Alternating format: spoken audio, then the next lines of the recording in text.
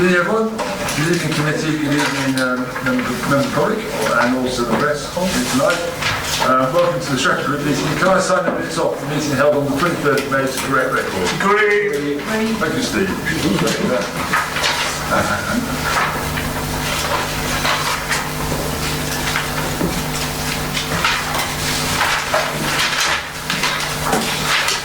Apologies, please. Councillor Alan Chandler, Councillor Wayne Howard, Councillor Luke Griffin and Councillor Deanna Eden, and the Executive Director of Community. Yes. And just to let you know that Councillor Ramsey has also sent his apologies and Councillor Ritchie is on his way. Back from Bournemouth. Yes. That's what I think today this morning. He's obviously following the footsteps. That's Ramsey. Declarations of members' interests. If you don't declare them now, please do so at the time of the item. Yes, Councillor Randall? Yeah, that I'm on Daventry Town Council. Okay. Corporate issues. We have one item, or two items actually. Members' learning and development. Which Liz Griffin actually had to, she's had a problem today with her health. So she can't be here this evening. I think Liz will live on this. Could I ask Tony, would you mind to on this? Member learning and development later. Yes, Chairman. Thank you.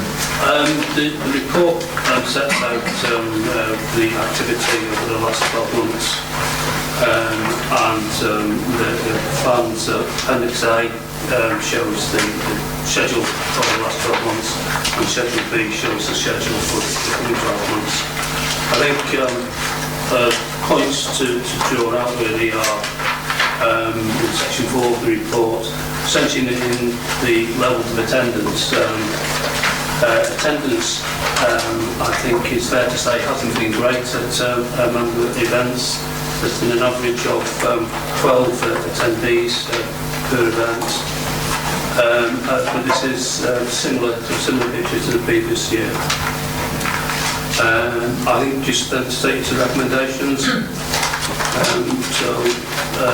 Strategy Group is asked to recommend that the progress on member development is noted. Separate programming for local government reform is devised in partnership with the councils in West Northamptonshire. That the member learning and development plan for 2019 is endorsed, which is Appendix B to the report. And that leaders of political groups be urged to compel attendance by their members at learning and development sessions. Obviously, Tony, of course, we try and keep our members, but obviously it's very hard on the press scanning or driving members should try and attend if they can. And over the years, there's been good attendance generally. I think because the situation we're in now with our demise only a year and a half down the line, I think some members don't see the same necessity, but we're still running as a council, and we'll run as a council until April 2021. So I think it's important that, I know others are working on our side. I think it's important to try and get members there if they can. But also I think the topics are very important. Members always go to things they think are important for them, and they see the need for it. So that's just something we need to work on. Any comment from anyone else? Oh, yes, sorry, you've got your hands going up. Okay, Councillor Guildford. The only thing I was going to ask on Appendix B is what's happening going forward, and there may be a separate work stream on this, but would there be any benefit in having a development meeting on the roles of a county councillor and the responsibilities of the county council that aren't under this remit, so that any district councillors that are thinking of going forward can learn about those roles of the new unitary? Well, I get where you're coming from there, Joe. Clearly, none of us will be here in a year and a half. Yeah. County and district merging into one. We do have a local government reform programme, and they can learn from that process as well. There's decency in the town if they wish. Yes, Doug? Yeah, through you, Chairman. We are in discussions with our colleagues in the West, the authorities in the West, about developing a programme for LGR. And I expect that will pick up at some stage the roles expected of councillors to unitary authority. Thanks, Joe. Thank you. Councillor James? Yes, thank you, Chair. I'm happy with this, but I was a little bit concerned about the use of the word compel attendance.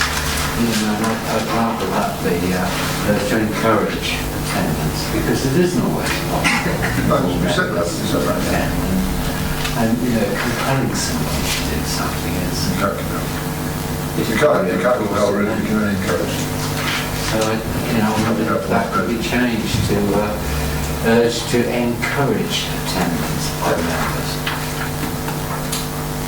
I don't disagree with that, David. Let's check. I disagree with that, and I've spoken in the past, and I know we're not going to use the word mandate, but when you talk in such significant sums of money and you have such responsibility, I feel we should be mandated, but that's my personal opinion, and I realise it won't happen. It's not in the Constitution. But the unitary might want to put that forward if you're going forward for the unitary. So you might want to look ahead, because at the moment it's in for now. Councillor Ray. Yes, thank you, Chairman. I just wonder whether it was for the fact that a lot of these are, they repeat themselves every year, or whether it's the fact people just think I've been there before. And whether there could be any, different topics that may be of interest, like when we've had lots of travellers around, and whether we could have a training session from the county-wide traveller unit or something like that to help us understand how, how all that works, because obviously that still comes under our remit as well. So I just wonder whether maybe it's the programme, as well as obviously people do, are very busy, so I don't know whether that's just something we could do. And also, I know when I was on planning, some of the training used to be before a planning meeting. Now, I never used to attend those for the fact that I could not fully concentrate and be fully alert when you might be sitting in a planning meeting for 3 hours, but then you've also trying to do planning and a training session before and take all that in. I just found that it just made it just much too long.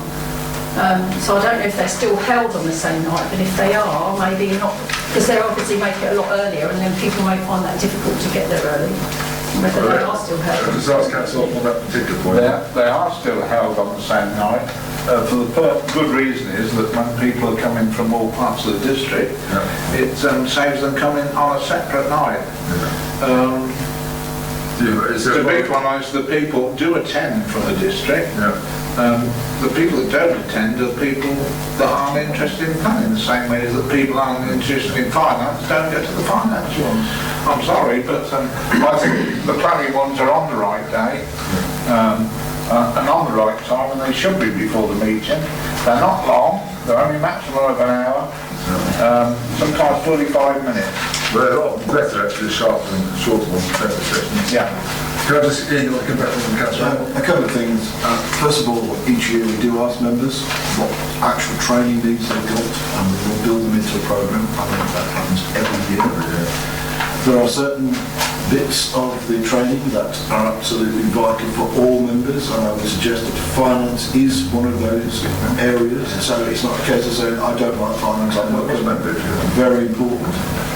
And therefore, I think some of the repetition is because we know there are things that actually we would be not doing our job if we didn't offer that training. But we are completely open to suggestions coming from members as to what should be in the schedule. We just do our best to put it together.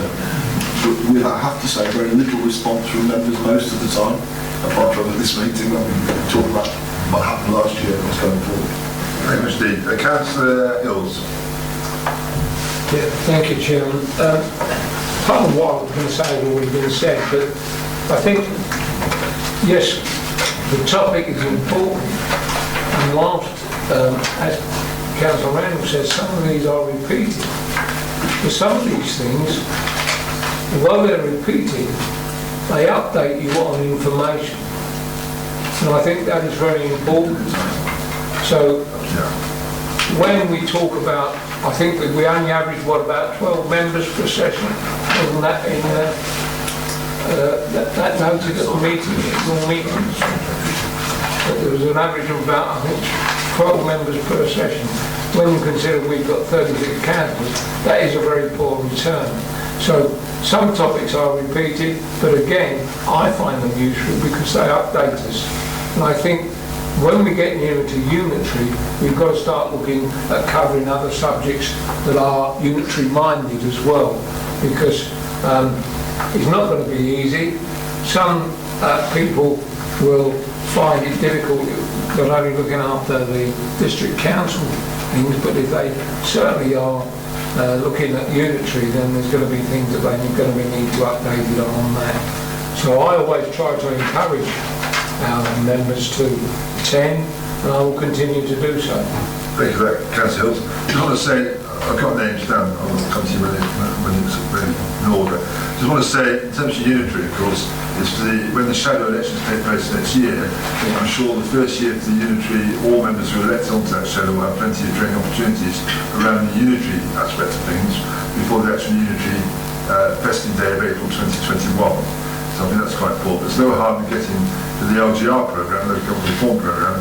There's plenty of opportunity in the meantime for members to get involved where they wish to and learn what they wish to learn as best as possible. Councillor Morgan. Thank you, Chair. This is an interesting clause, actually, number 4, because it says about the political group leaders being urged to attend. So, who is going to urge the leaders to compel us to attend? Who's going to do the urging? So in a way, it's not entirely logical. I mean, Leaders are going to be urging. Do you understand my point? So as a kind of a construction, it doesn't really totally make sense. I actually have, I prefer to be compelled personally, actually, and so actually, if you have a particular, if you have a particular set of duties, then there is a requirement, and that's a good word to use, for you to attend it, for you to be able to do your duties correctly. Sometimes, I mean, we all don't get to sometimes because of when they are or when we have other competing demands. But if I had to go to them, then it changes your priority. My understanding was on the finance, members had to attend the finance training before we could take decisions on finance matters. I believe members did agree that Yeah, we did agree that. On finance. But it still so I think it's still, to me, the point is about who urges the political leaders to do the compelling, which is important. So we could agree this now, and then I would like to know who's going to urge you, Chair, as our group leader, to compel us. I think the word is making a good point, actually. Yeah. I didn't read it that way, but you're right. The next word is how it means. Yes, Simon? Chair, it would be full council taking on board the recommendation from here, and full council will be urging you. That's the answer. Right. And I'll be urging all members to attend, and I'm sure Councillor Reynolds will be in the Labour group.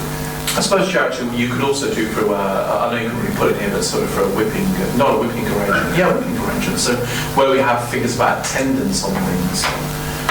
Anyway, that's enough of that one. I always think we should treat members like adults, and I think it's not realistic to expect all members to attend a training session. The members have the ability on the financial one, that should be agreed a long time ago, all members should receive financial training, but equally, and especially new members coming in on their induction training. Do you want to add to this, Danny, talk at this point? I think, Chairman, just the point I wanted to make was picking up on what the Chief Executive was saying earlier. It's about members influencing what goes in the programme.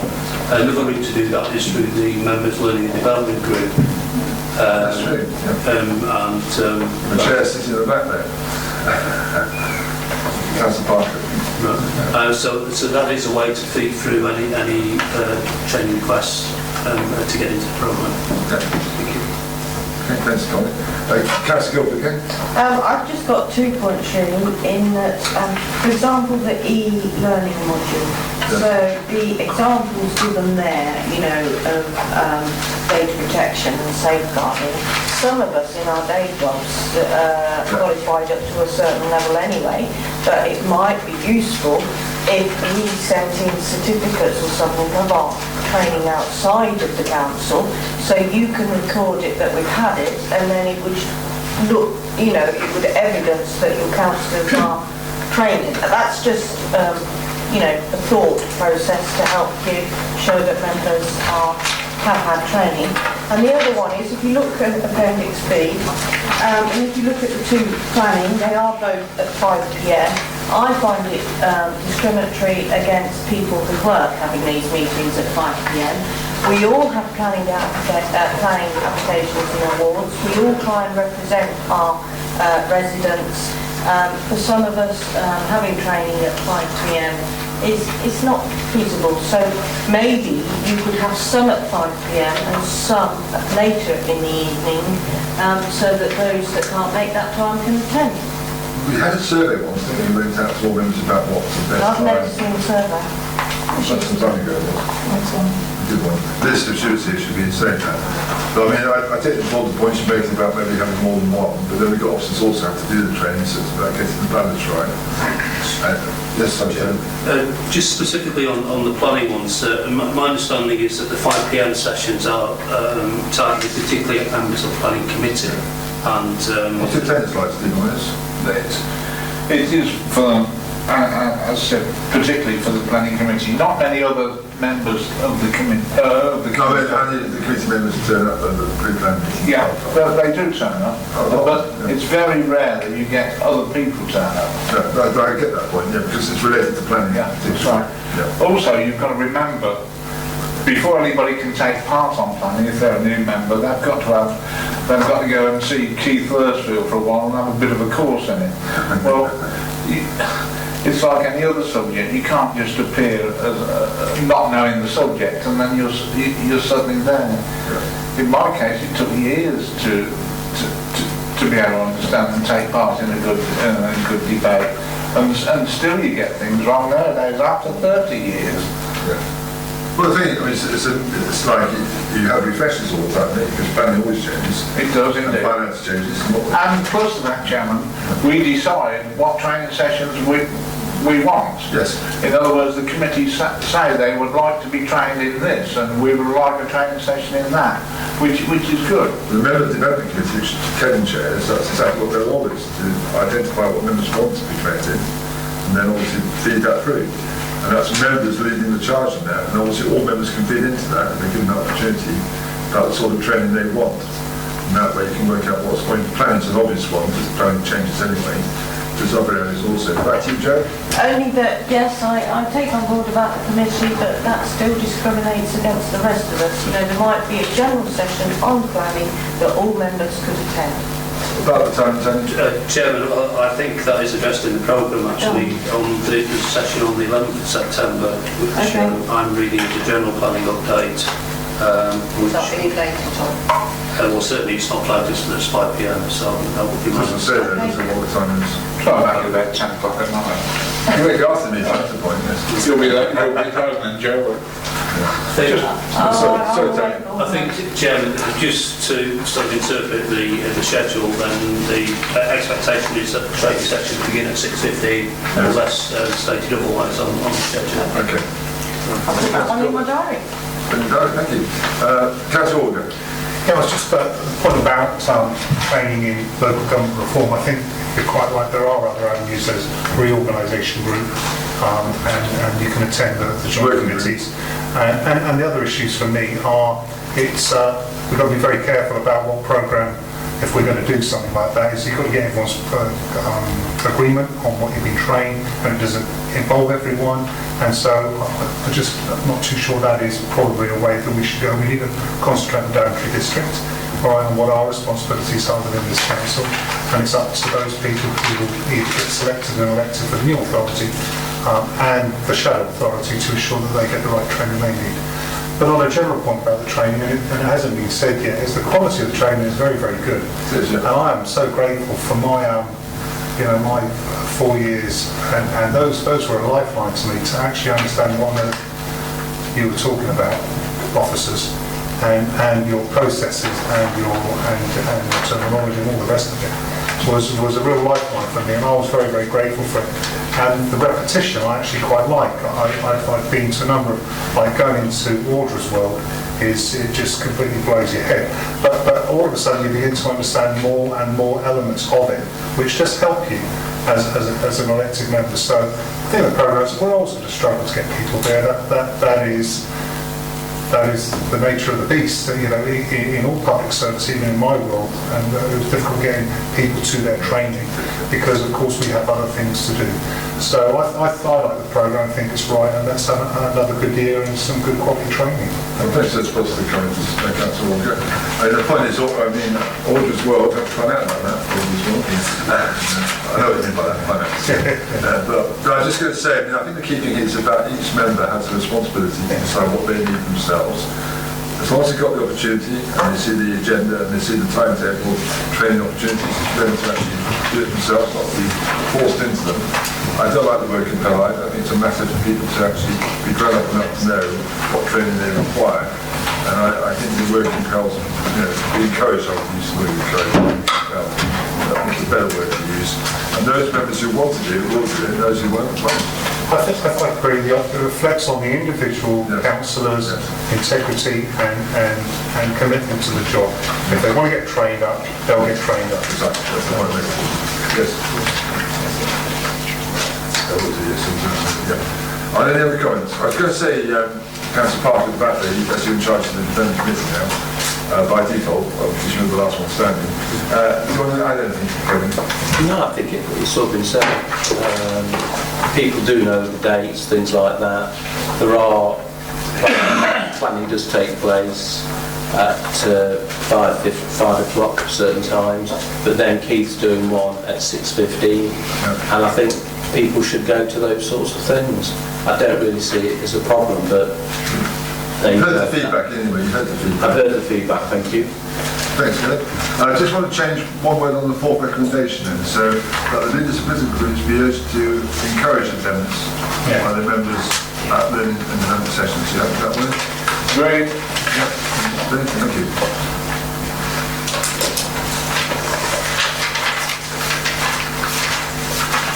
Thank you. So they're all four recommendations agreed? Agreed. Thank you. We now move on to local government reform, corporate strategic plan and related matters, Simon Bowers. Thank you, Chair.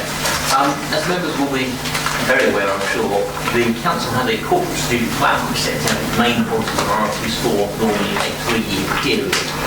Now, we are clearly in an unusual period, as we've alluded to.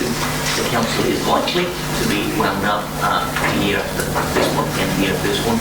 And in that context, it doesn't really seem to make sense to continue with the 3-year cycle as we've had it, to carry out resident survey and so on. So the report suggests some changes to the CSP driven by current circumstances and known priorities, and then to deal with the other matters. So just very briefly run through the recommendations. The first one I've alluded to, which is changes to the CSP content, and that's detailed in the report to take any questions on it. The second one is that the plan is extended so that it covers the final year of this council's existence. The third is that there is no triennial residence survey, which would normally be taking place this year if we were to run the normal events, but of course that would be designed to feed another 3-year CSP, which manifestly will not, almost certainly, which will not arise. And fourthly, you'll recall we have a resolution to seek a local government association peer review of the council, and again, in the context of this council's very limited life, it doesn't seem like a productive use of time to carry out a peer review. So therefore, those 4 suggestions are before you. As I say, happy to answer any questions. Very interesting. So I have to declare an interest. Actually, I'm an LGA member, so I have to probably use another council, so I just want to declare that interest. I can't do one on my own council. So, any comments or comments? Yes, Councillor Randall. Yeah, I just wondered if we could just leave them as they are. You know, the baptism markers all these years, and I know that we're not going to be able to hit all these targets now, but I just wondered whether it would just be useful. Somebody's going to pick up on these, on the, unitary or whatever, and just can see what's still outstanding and what isn't, and whether it would sort of just help guiding going forward.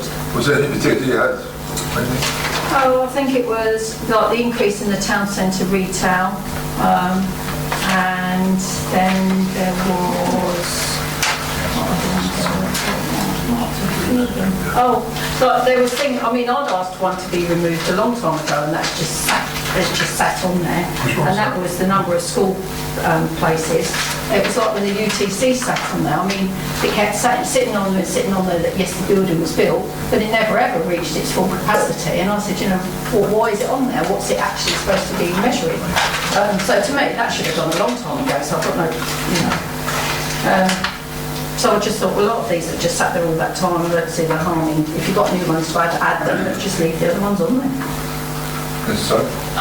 Chairman, I think the reason we suggested deleting that one in particular, as we haven't discussed a lot to do so, is it's highly unlikely there will be any change in the next 12 months. So as a tool to keep your officers, hold your officers to account, it's entirely ineffective.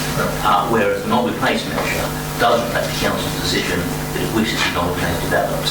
So one team could leave different measures in place, but it's going to serve no practical purpose and let's leave the plan with a series of greens for about the course of the next 2 years. I don't think it adds any value to you or to the council as a whole. Thank you. Councillor Gilbert. I agree with the majority of the report, and it's nice to see that, I mean, I think you have no choice but to alter it. You know, our future's changed, you need to change what you're doing. So it's good to see that you've added something in season 2 about, you know, the new council. And it was good to see, I thought, better to have the delivery of a new secondary school, because that's a smart measure that can be monitored. I've always been a rural champion, and I just wanted to know the full economic development strategy, what percentage of that relates to rural transport, etc. And I do know as a council we had a resolution that we were going to put together some form of strategy for rural. Little bit disappointed about the town centre from a perspective that residents have just got, you know, really wanted more retail, but I understand why it's been done. And as for the resident survey, I can understand the reasons why you don't want to do it, but I think all consultation is good.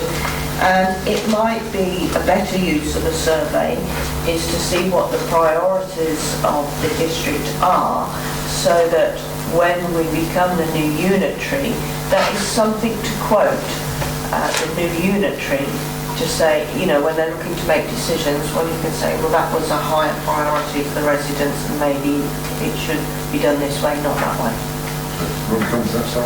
Okay, to deal with the rural transport and economic strategy first, the council adopted the rural transport and economic strategy. One of the actions in that was before the economic development strategy, which has been done, and the council adopted that. The answer is effectively fully implemented. So again, there's very little to say in relation to that, whereas the full economic development strategy does include both rural measures. I can't give you a percentage, I'm afraid, but it certainly does. So I think it's a reasonable measure to go. In terms of the resident survey, it's true we could carry out our own resident survey and say, this is what people of the former district as it becomes wanted.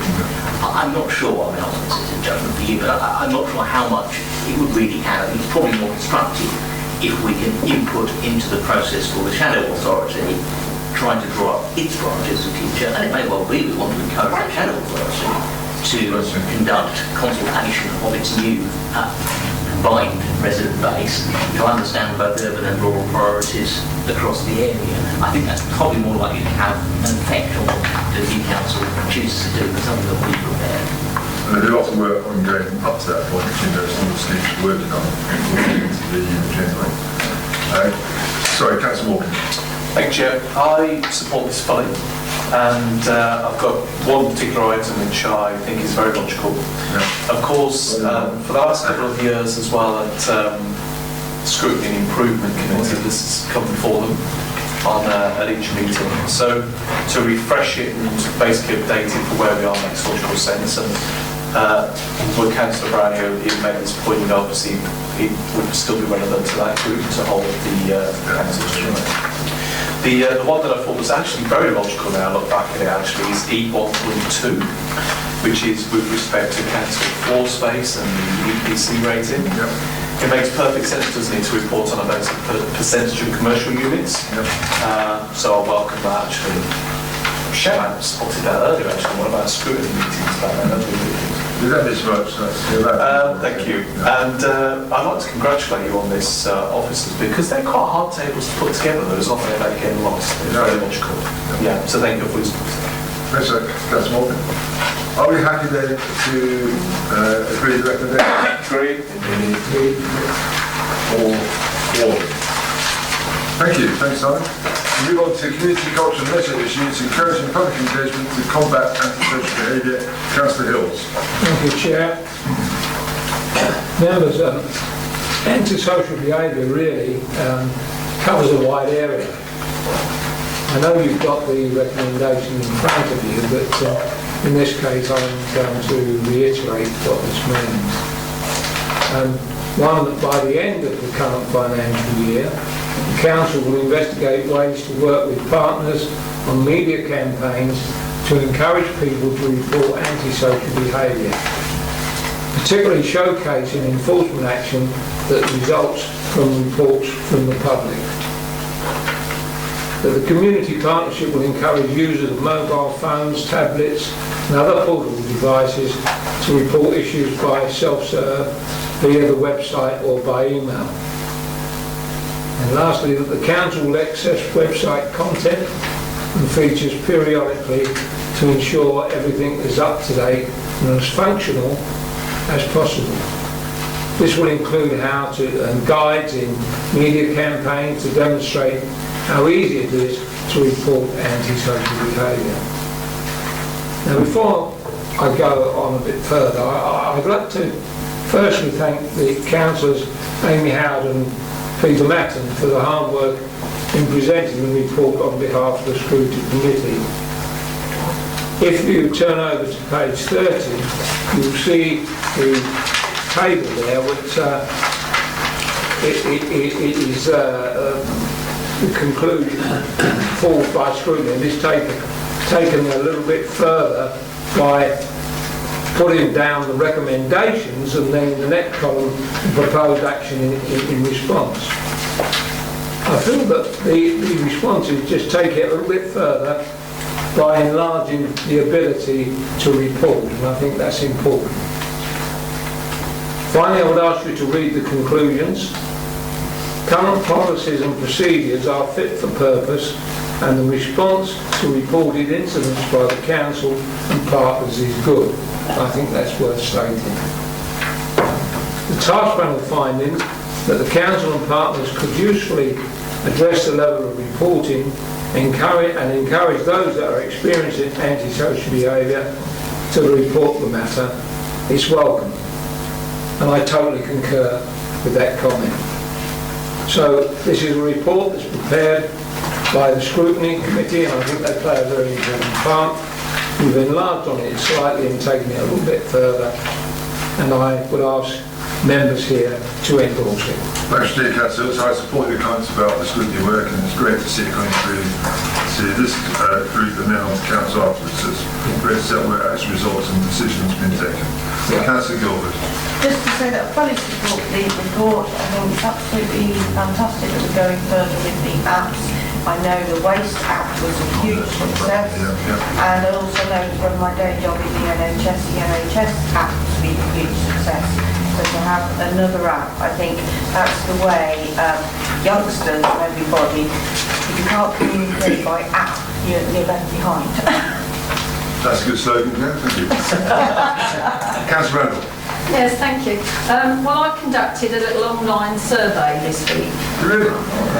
Just to ask people if they knew where to report, the list that we've got on our website, and then I did in a few more, if they actually knew where to go to report them. And I was surprised how many people actually didn't. They knew the general ones, like fly tipping, they knew to, phone into the council. Things like abandoned cars or begging, they didn't know where to report, things like that. So there was quite a lot that they didn't know where to report to. And then also there was lots of things that actually when they did report, especially things through to the police, that nothing was done, so they don't bother reporting anymore now, which is, I wondered if that was reflected on why it says that there's a downward turn of recordings. And, you know, I just thought, how does it actually work? If somebody phones in here that doesn't know actually where to report it to, because I thought if you just had like a one-stop and then it was reported out from there, I don't exactly know how it works. I do all the things that we obviously are responsible for, but if somebody phoned in here and said they want to report something that doesn't come under our remit, what actually happens? Are they told, you know, go and report to the police, or, you know, how does it all work? And obviously we want to make it as easy as possible for people, you know, and obviously we do work with, you know, partners, but how can you get that message across to people easily that this is where you go to report this, this and this? Before I hand over to Tony on that point, it'd be interesting to see the data of your survey. Yeah. Did you share it with us? Well, a lot of them are private messages, and that's people where they've reported drug. Not the details, but the numbers. No, and a lot of that was, a lot of neighbours have reported that, and some have reported to housing associations for, you know, repetitive parties, and they felt that they've got nowhere. Well, they obviously then haven't come to the council, they've only gone to the housing association, right, okay. You know, so there was quite a lot of issues. It wasn't just the councils, other bodies as well. Yes, that's right. Okay, thanks, Wendy. Thank you. Tony. Yes, Chairman, I think it's picking up on the ease otherwise of reporting. That's set out in the report actually on page 30 and third paragraph, which will sort of detail how people can report. And actually the point in the fourth paragraph is worth picking up in that context. That our website has been assessed by an organisation called Slightmore's, which looks at all UK local authority websites and based on its accessibility, and our scores 9.3 out of 10, and our last rating was the third best in the country. That's very impressive. Well done to everyone involved in that, Tony. Thank you. Note that one, please, Councillor Randall. On the third best in the country on that access website. Yeah, no, and I was just going to say, a lot of people, obviously, there's still a lot of people don't have even, I'm even surprised when I see now that a lot of people still do not have any internet access. And that surprises me. You might see them, they're not going into a coffee shop uptown or sit near so as they can get access to the internet. Smartphones.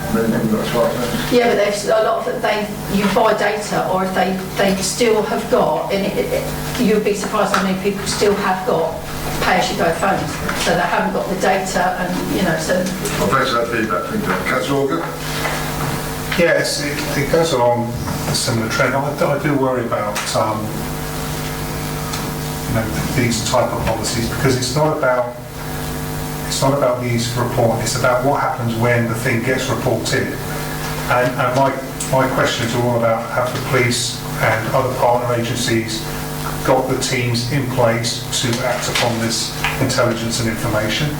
Have we scoped it with regard to, you know, what can be done with regard to the volumes that will come in? Because what will happen, we will develop all these policies, and then we don't respond, and then the public lose their trust and confidence. Community safety, as a general theme in this country, has been put on the back burner for a number of years, ever since austerity. And what worries me is that this good piece of work can be undone very quickly, because there are the enforcement agencies, be it multiple agencies, that are actually going to respond to the intelligence. And I'm just wondering whether there's any assurance that everybody's on the same page here, that when all this stuff begins to come in, and we make it easier and easier, that we are going to be, to use the word of the day, compelling our partners to actually get a grip of these things, because if we don't, then we're going to end up in the same position in 5 years' time with people not reporting because nothing gets done.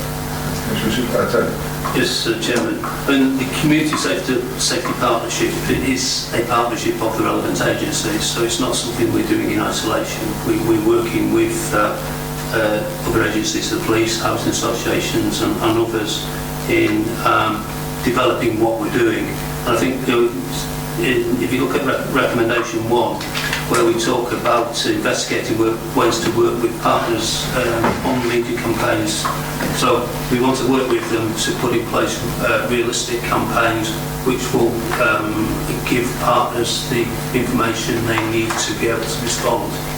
So it's not something that we're doing in isolation. No, and I did read that, but that isn't the point. The point is that you can work with partners with regard to getting immediate campaign, but it's having the assets and resources in place to do the enforcement.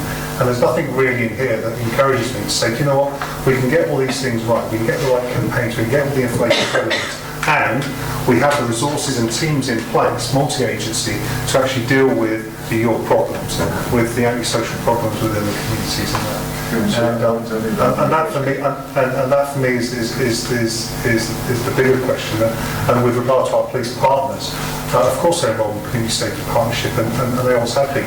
But have they got, has everybody got the assets on the ground, including us and other agencies, to actually respond proactively and effectively to all the stuff you're going to get coming your way? I think, Chairman, that rightly it is a challenge for the Community Safety Partnership, but we work with those agencies, and the police in particular, about looking at targets, looking at responses to issues around antisocial behaviour. So I think that's probably the best assurance we can offer at this stage. Good point, Councillor. Yeah, I do sit on the police and crime panel, and their peer review is due out on the policing. But I think I'm not going to preempt it. But I will raise some of these things, so there is connection between all the work that we're doing at district council level about getting all the information intelligence they need. Then we do need to have all the agencies in place to respond. Just a small point, but quite significant. There is now a county-wide CSP, and you reflect back and see how it's developed so far. So you've still got the local CSP, but we've also got a county-wide, and that's far more strategic than local CSPs could ever be, because at those meetings there are, what I'd say, more senior people sitting. They're not met very often of late, but having said that, there was one about 3 weeks ago, so it's not that long ago. But they don't meet very regularly. However, at those meetings there are strategies being developed by all agencies together in the same room to deal with things like antisocial behaviour. So I think I can only say there is some words of encouragement there, that actually we are getting together at a very senior level.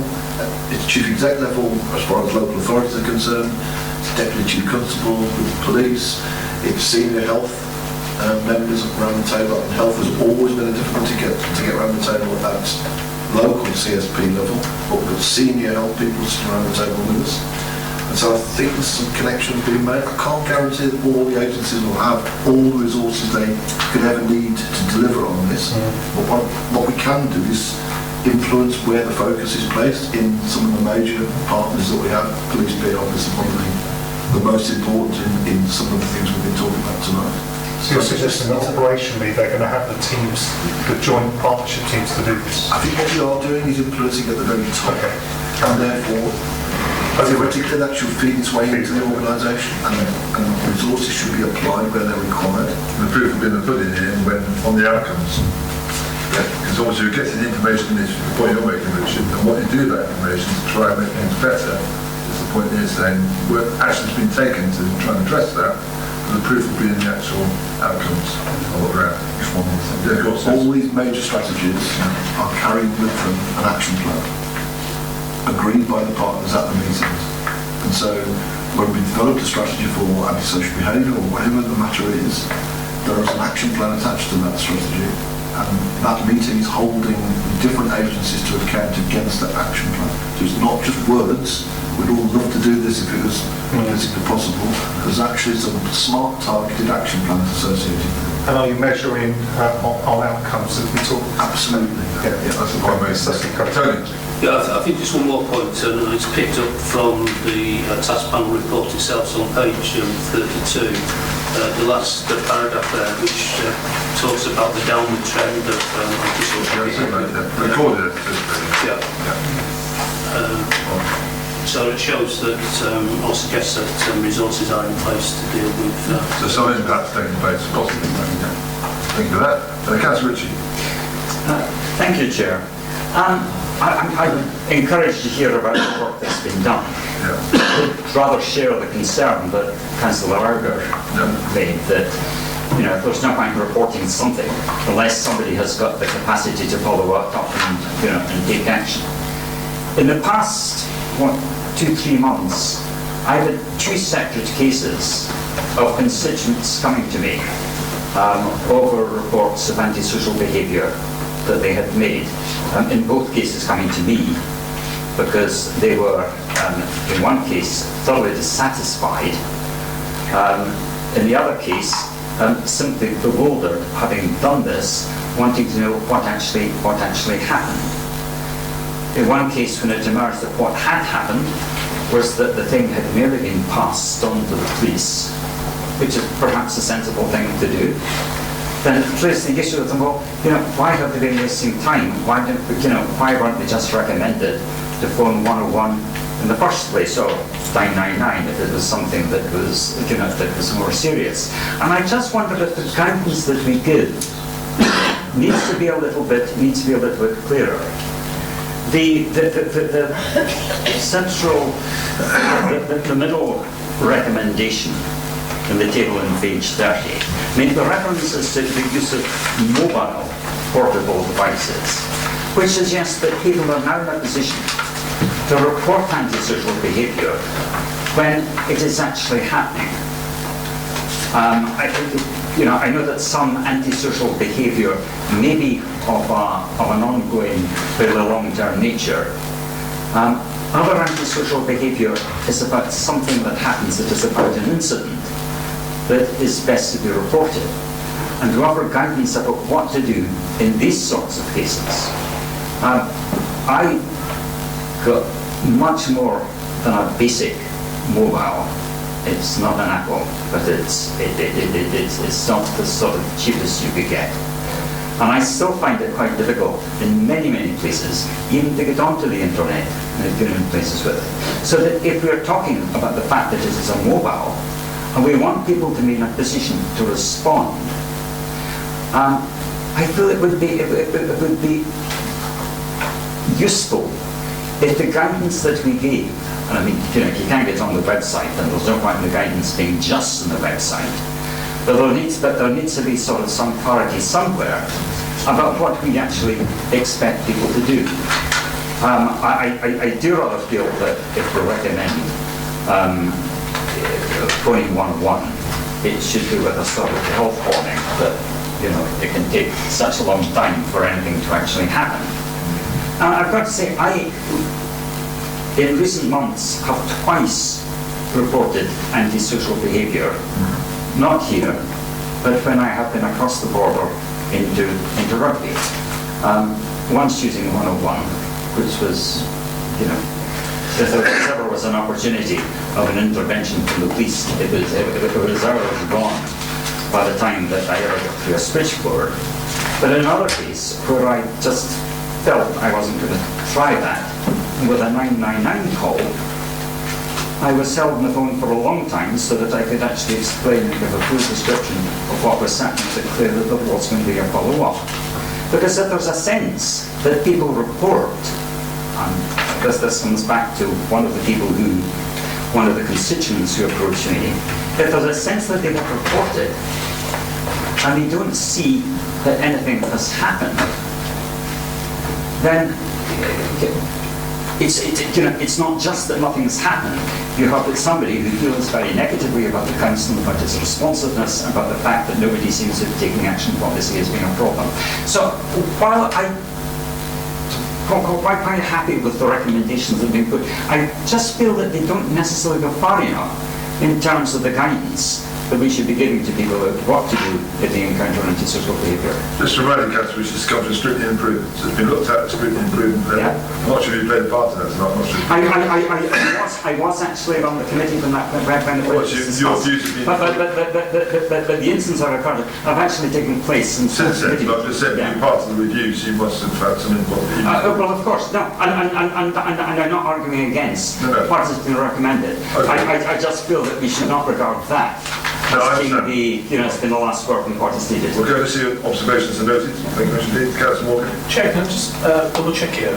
Councillor Ritchie, when you were talking then, were you referring to the recommendations originally from scrutiny on page 32 or the ones that have come to us today on page 29? I'm looking at the ones on page 30. Page 30? Oh, yes, because they basically you have before and after. It's more or less what was.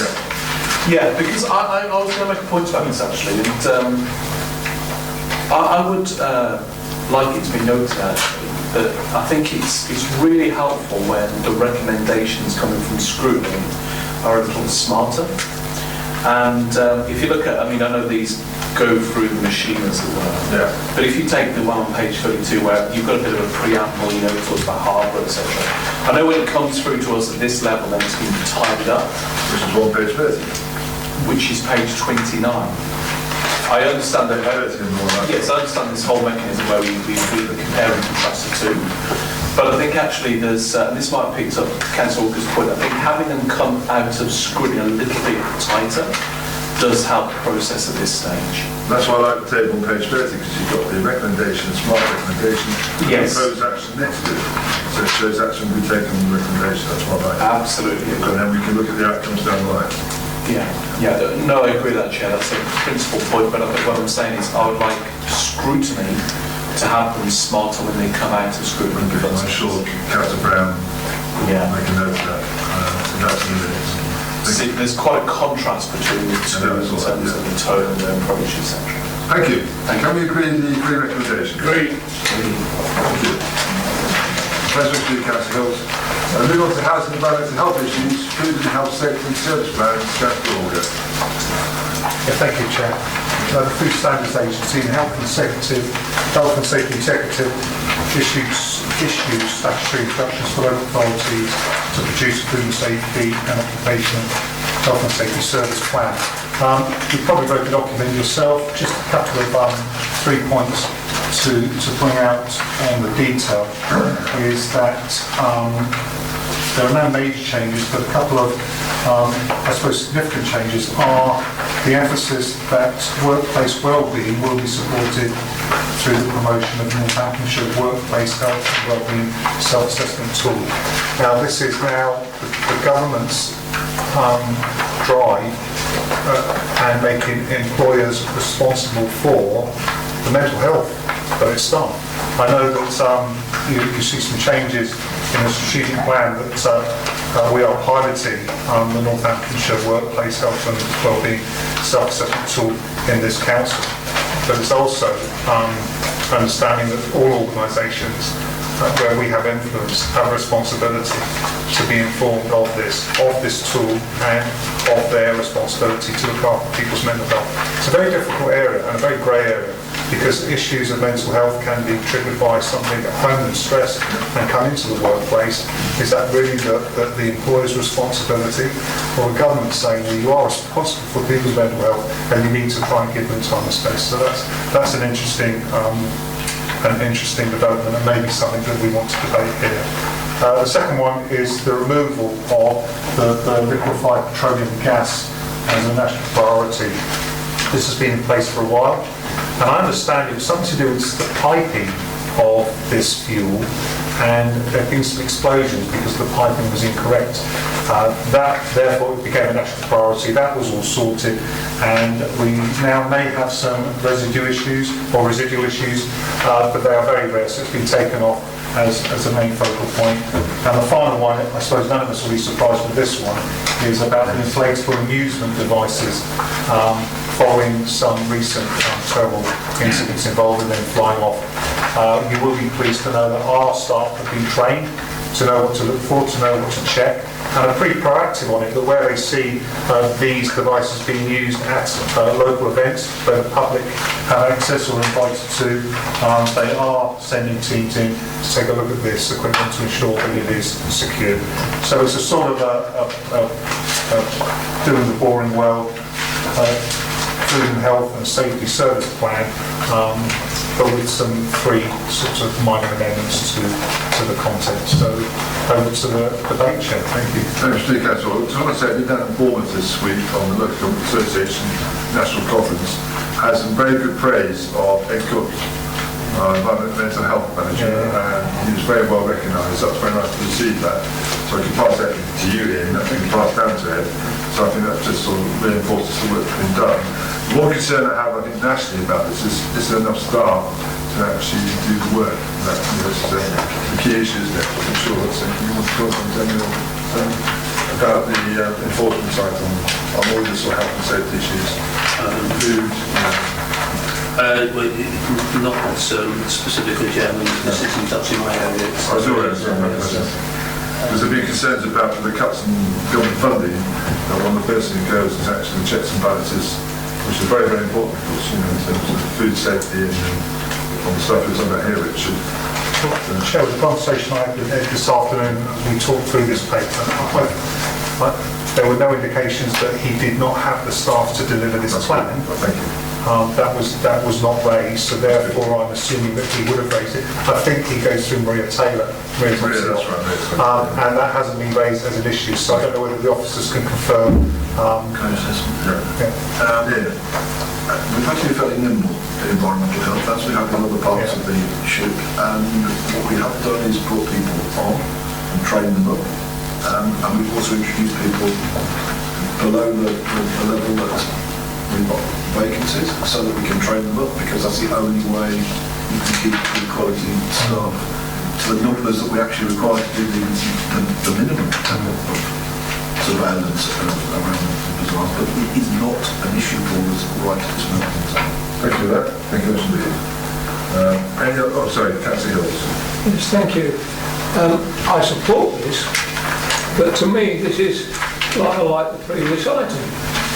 No matter what plans or what you put into use or what you do, it all depends on the outcomes. And we have to monitor this, that it works and that it is satisfactory and that it does help. I'm very optimistic about the last item. I'm optimistic about this, but I do believe that whatever we plan and that, it's the outcomes that are important.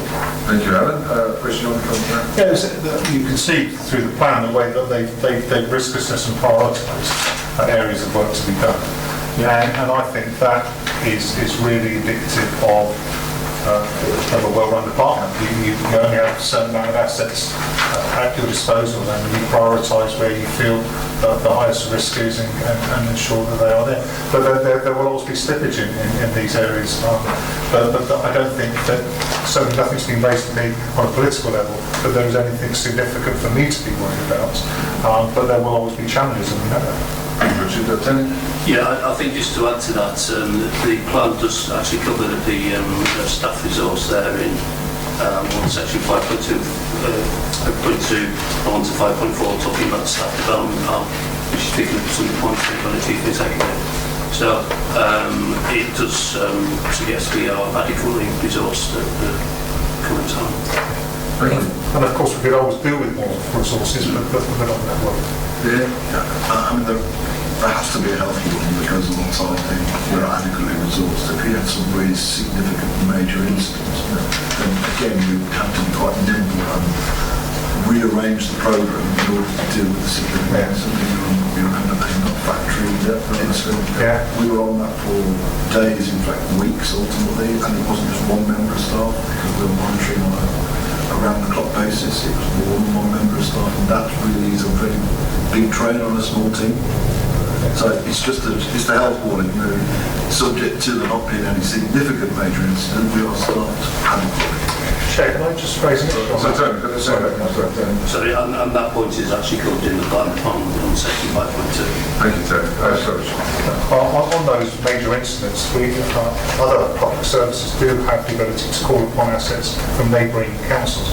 So presumably, if we did have something of a major and long duration, that we could call mutual aid from other councils. So there's a contingency. So yeah, thank you. Right, members, you have a recommendation before you. Happy to support it? Agree. Any against? Thank you. Move on to your second one, Councillor Morgan, provision of emergency stopping places. Okay, colleagues, this is really quite a significant piece of work, and I'm really grateful for Daventry District Council and their officers. And to be fair, some of the work I've done with the Chief Executive at County as well, to try to get this paper through and to get this provision for us to use in managing gypsies and travellers. First thing I want to say is I, for one, have had a lot of experience of policing gypsies and travellers, but I'm a firm advocate and a supporter of their historic lifestyle.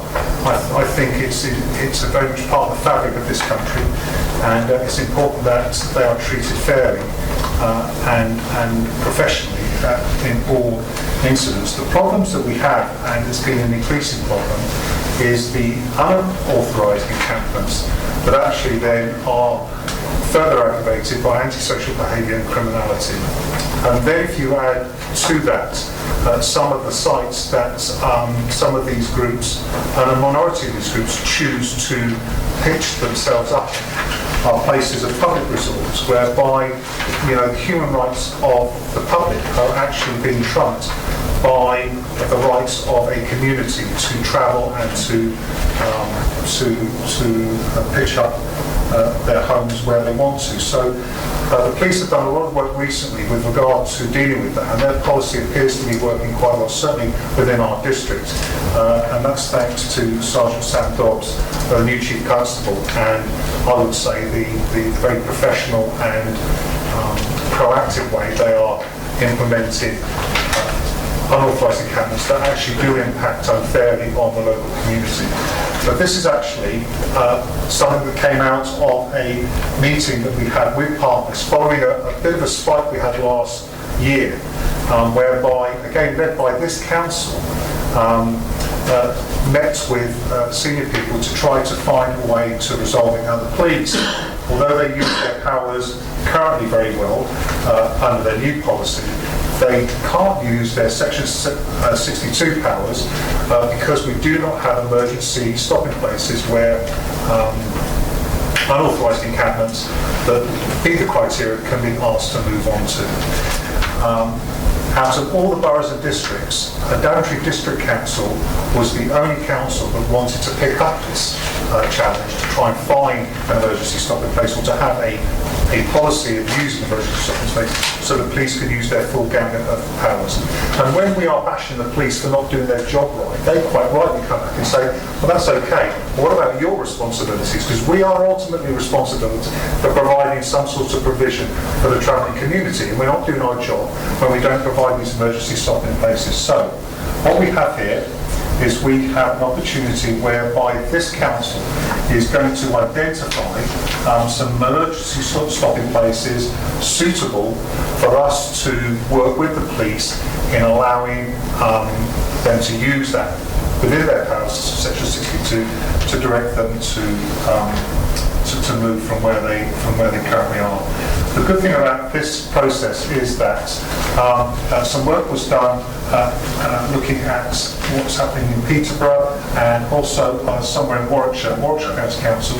And if you look at page 60, if you go down to look at some of the experiences that they have had, number one, travellers on unauthorised encampments will be immediately move immediately when directed to do so by police using Section 62A public law powers. That is really powerful for the police, and certainly powerful for the public. We talked about the ability to enforce the powers and the legislation that we have when dealing with difficult scenarios. Here's one whereby if we have an emergency stopping places, the experiences of councils that have it is that these groups move on. Number two, having emergency stopping places is an effective deterrent because travellers are reluctant to move onto sites where weekly charges are levied, a security deposit is taken, and a contractual agreement between the landowner and the user of the tenant is required. So part of some of the philosophy of travellers communities, they don't like to buy into the system. By using emergency stopping places, we are saying, and using the law to do so, look, you can't pitch up here, but you can pitch up here, but you will have to pay a deposit, you're going to have to sign to certain behaviours, etc., etc., etc. And that in itself is a deterrent whereby the travelling community don't pitch themselves on places where they're likely to get moved, or they move to another area. So it's also a deterrent. And the final one, the consistent use of Section 62 powers by the police will deter travellers from establishing unauthorised encampments on sites which are immediately where immediate eviction is likely. There is also a very poor take-up with regard to when they are directed under 62A to move on, they actually would rather move somewhere else. So whether these sites would actually be used or not used it's unlikely. It's unlikely, but we need to have them. So the proposal is that through this policy, we will establish some sites that will be known to me as portfolio holder, whoever holds my portfolio in the future, whatever happens, and the ward members, if this site is activated, will then be informed of the site so that they are aware if there are any local issues that they need to deal with. And of course then, we will then have control of that site. We will provide some assets there with regard to, water bowsers, some toilets, and etc., so that it can be used, and we will clear it up afterwards, but only having entered into a contractual arrangement with the group. So I think this is a win-win situation. There's a lot more detail in there, but hopefully you will see that we, as a district council, are really breaking ground here. It's a pilot scheme, so we can adapt it. It can be very organic. We've got other people doing the same, and they're seeing success. So I think this is something that we should support, and I would hope that all members would want us to be on the leading edge on this type of work. Thank you, Stephen. So just to ask you one question, because it does make sense to me, and it's very positive. Why weren't any other councils willing to get engaged in this? This was before. Bear in mind, there's been issues in the county area for some time. We had before the meeting that Simon organised for us, the big powwow we had here. There was a previous meeting where we met the Police and Crime Commissioner, and there was. I've got to choose my words carefully. There's a total reluctance by any statutory authority to engage in this type of work because of the political difficulties they may face on it, which actually is abdicating the responsibility that we have to help support the police in trying to solve the problems. Is it better to have to deal with unauthorised encampments where some of these groups can become aggressive and difficult to police, or do we put things in place that support the police in trying to manage it fairly for them and for the community? So I'm probably not for debate here, but I have my suspicions as to why no other council wanted to take this. Better Stephen. Councillor Morgan. Thank you, Chair. Councillor, I find this always fascinating, this topic, actually, because I think you're right, it does cut to a very old tradition in many respects. But I've got a couple of questions, actually. The first question is, could you please define what we mean by emergency stop in place? Maybe I've missed it in the document or I've missed something somewhere along the lines, but having that clarity of what that actually means would be very helpful. That's number one. Number two, you raise in section 4, the first bullet point is about travellers will move immediately. In practice, has that been experienced where the police have turned up and they have moved immediately? And what sort of person power does that require to move them on? And the final one actually is a question that's always fascinating. How do the travellers know where to go, either for an authorised location or simply an unauthorised one? Do they kind of scout around, or do they have I don't know, how do they have a database of locations they can go to? Okay, sorry, that's the final question, but within your work actually in this portfolio, have you had any interventions with travellers directly to kind of get that insight to how they operate? Thank you. Councillor Gilbert. Yeah, I support what we're doing here. A couple of questions though.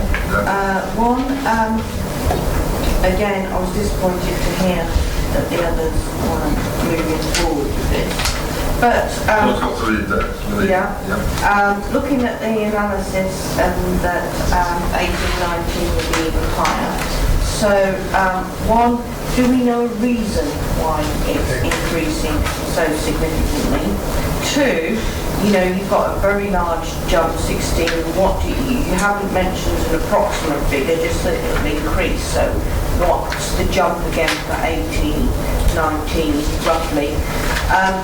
The analysis of the 16 and again the 18, 19, is the one site specific that is always being encamped upon on the analysis. I'm thinking more that what I see on Facebook and everything is the hollow.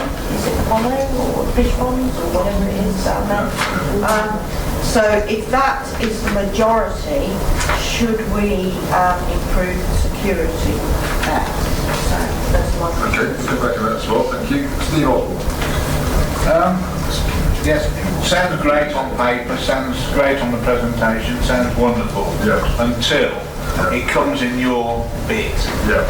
And a planning application comes in your village, on the edge of your village, and you get hundreds of people signing petitions, and they will be against it because they don't want gypsies or travellers next to it.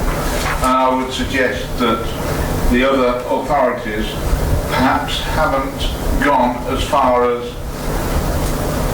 being the presentation that we're getting today, which is fine. I see nothing wrong with it.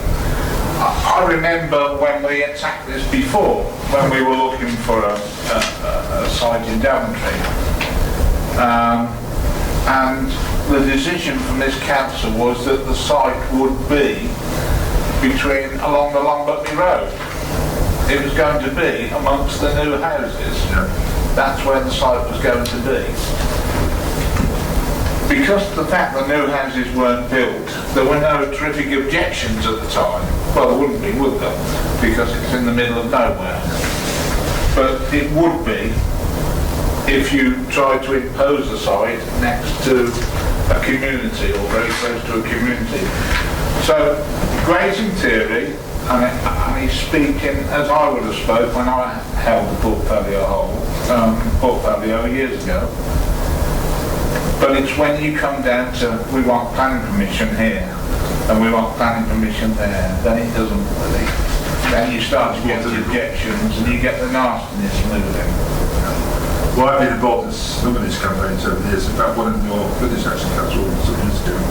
But you're quite right that the product will then rise up, and it's but where you sell the message and what Richard said tonight makes sense. And I think it depends how you tell the message. Richard, come back to me. You've got Councillor Randall?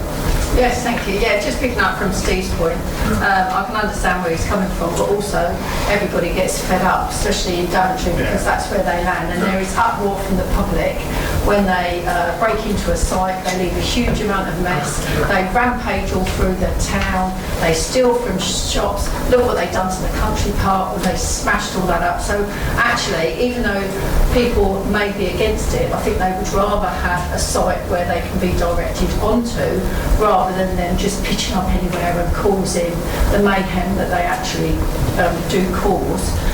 One point that I did want to just clarify, and I don't know if it's different from a transit, is it a transit site and the stopping site that we've got here? I don't know if it's for both of them or one or the other, but they have to be fully come under the local authority, and it has to be land that's owned by the local authority or fully leased and totally responsible, the total responsibility of the council. So you could lease off a piece of farmland, but it has to be the local authorities total responsibility for the clean-up, the maintenance, and there is a bit of legislation around that, and I don't know if it's for the transit site or for the stopping site, or whether it's for both. Okay, sorry about that point. Thank you, Chairman. Firstly, transit sites, emergency stopping places, different words, same thing. So, it's jargon. Take no time, that's how it is. You're right, there are provisions about who can run these sites. Section 62A itself actually contains the provisions. It has to be either a local authority or a registered provider of affordable housing. Almost certainly in this case it will be a local authority, i.e. this council. And you're right, they have to be in control of the site. The exact legal tenure, I don't think any requirement is actually owned, freehold or leased, but one would have to be in control by some suitable arrangement with the landowner. And inevitably a landowner is going to require that we clear up after any usage. If I may, Chairman, it's probably worth dealing with Councillor Osborne's question as well. As the report says, because it's only a short-term occasional use, it's considered a good development, and therefore the issue of planning permission doesn't arise. I just want to comment on what Councillor Guildford said about can we make security better. I think there's a balance, always a balance with security. The sites that we have seen invaded by groups illegally parking up have been secure, but we have to bear in mind that we've got to get the public to use the country park, for instance. We can't make it absolutely impregnable. But I have to say that the most recent cases of traveller encampments have actually taken what I think to be quite unusual steps in order to get into land, and I don't think you can provide any security, to be honest. Having seen what's happened, that will be resistant to that type of attack, and therefore allowing people onto land. It is a balance, but it's heavily swayed towards keeping public access, because I don't think there's too much you can do at high security, apart from surrounding everything in concrete. That will make it any difference. And there's always a weak point. You've got to get onto the land, and the weak point is usually the way they get it. Okay, Councillor Hills? Yes, thank you. I understand the purpose of the report, and I think it's needed. But I think the biggest problem we've got here is choosing the site very carefully, and when you've done that, you've really got to sell it to the public, because the majority of the public are very anti towards the travellers and the problems, as Councillor Randall outlined, in Daventry that occur. And I go back to 2001, just prior to joining this council, when we had the rave up on Borough Hill. I remember that. That's why when I became a councillor. It started off with 8 vans, and that was all was there. They have a unique way of corresponding one another by radio, etc. So that one set of travellers always knows what the other one is doing, and vice versa. So they do correspond that way with one another. And then on the Saturday evening we finished up with 1,500 travellers up on Borough Hill, 6 policemen on duty who were unable to do anything. And when we got referred to Scotland, which was very, very helpful indeed. So if you asked any of the residents around my area about a site and anything to do with travellers, I'm afraid they'd rather go out and shoot you than let anybody come in there. We had to endure it for 5 days, 5 nights, and at that time it cost this council over £40,000 to renew the site and make it where it was. They had to clear needles and God knows what from that site. Now that is the extreme, but those things linger in the memory of the public, particularly those that took part.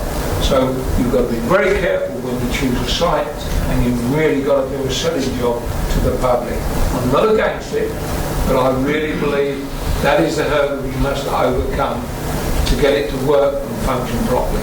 Thank you, Councillor. Councillor Ritchie? Thank you, Chair, for allowing me to comment. I think the discussion here has been very, very open and frank, which is good. It's undoubtedly the case that, at the moment, that if travellers come and pitch camp in Daventry, they have probably forced something or done something illegal to get down onto the site, whether it's down at Eastern Way or wherever else it might be. It's also clear that the last major incident was beyond antisocial behaviour. From what I can gather, there was quite a lot of criminality that was involved. Nevertheless, I know that I have, from the time I've been a councillor, had various presentations from police that do make the point that the level of arrests amongst the travelling community is not all that different from within the our settled residents. And I think that we need to be exceptionally careful in the language that we use. I know that any mention, even though there was mention of travellers, in Daventry, I find it is the talk, partly where I live, that there was a problem, and let's make sure the problem, doesn't come any closer. And there is this an antagonism, which is perhaps from past history, it is understandable. But I feel that in the language we use, we need to be able to present what the issues are in a fairly balanced, subjective way. We have people who have a style of life which is not illegal. They are entitled to it. It is part of their culture. They, provided they are not being antisocial, they should be entitled to the same respect as everybody else. And it may be that, as a concept, that we need to, we perhaps need to err, if anything, towards giving travellers the benefit of the doubt if there are issues, because the people that we are dealing with, our constituents, will not. And I'm just concerned that we don't actually make the situation much worse through the language that we use. Thank you for that. I'll come back to that point in a second, just about Councillor Organ. Because Councillor Organ is our champion. He respects that position. He respects the law, he respects the fact that people have a right. He recognises also some of them actually do cause criminality, and that really damages their image overall. But Richard's been very strong on the point, not to damn them per se, you've got to deal with the matter. And I think the paper he's got in front of us here today is trying to do that. One thing I also said, Daventry Town isn't any place in our district where travellers have been a problem. Now, many years, the biggest one I remember was on the border of Northampton Borough at Whitehills and our district. And I remember going to a meeting there with hundreds and hundreds of people there, and the travellers hadn't even arrived. There's rumours that the travellers had bought a patch on the Brampton Valley Way, and I went to a massive public meeting, and people were getting very angry, and all sorts of stuff has been said, because they've been worked up into a state. And in fact, the travellers never came, so maybe that deterred them, because it caused a lot of anger. But a lot of it's based upon rumour and subjective comments. It was not based upon fact. And now there may have been a piece of land brought by them, and that's probably where it came from. So I'm not saying it would never happen. It did in that case. But I think you're right about inflammatory language, that we as councillors have a duty to make sure we deal with the issue as best we can. Over to you, Councillor Organ. Yeah, thank you. We've dealt with the issue with regard to planning, definitions of emergency stopping place, transit ban. Councillor Randall, I put a big government document on all the different definitions of all the different types of sites. It may be useful. If I can find it, I'll send it on to you, and it gives you a definition of what each and every one is. So that might help you with that. Moving off immediately, I think there will always be negotiation. Going back to Councillor Ritchie's point, enforcing a hard-to-reach group, all right, has to be done in a fair and a proper manner. And so therefore, with regard to whether they move immediately or not, there may be some times where that is necessary because the place they are on or the behaviours they are displaying are so antisocial that it requires immediate enforcement. But most of the time, even this will require negotiation with regard to, this is your emergency stopping place, this is the way to go to, you need to move now, and the police will manage that process. And they will manage that process, but they will be relentless. Once they've given the order to move, and that particular group will be moving.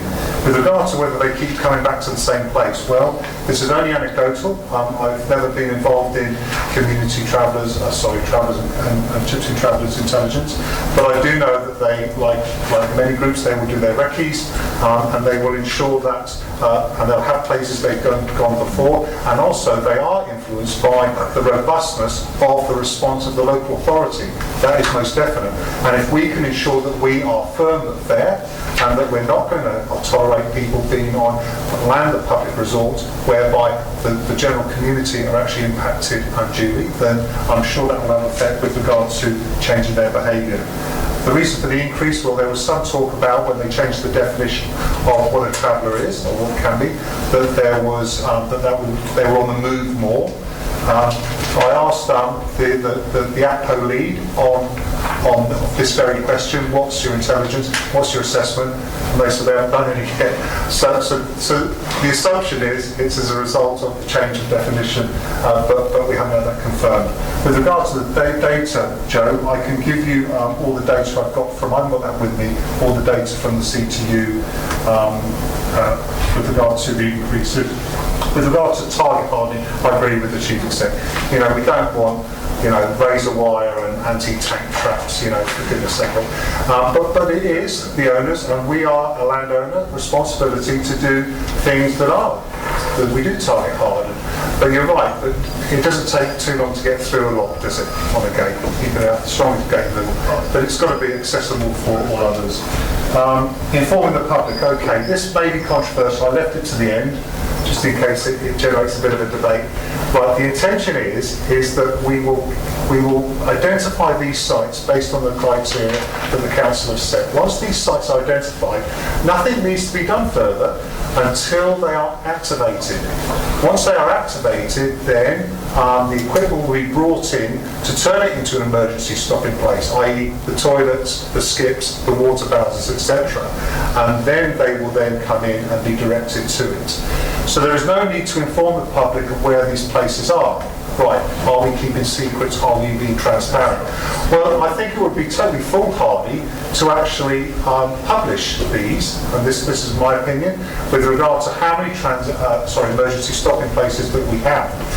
But when they are activated, then it will be the local council will be informed of it, because there's no planning permission required. It's just an empty plot, and then we will then inform the local council and deal with any fallout there.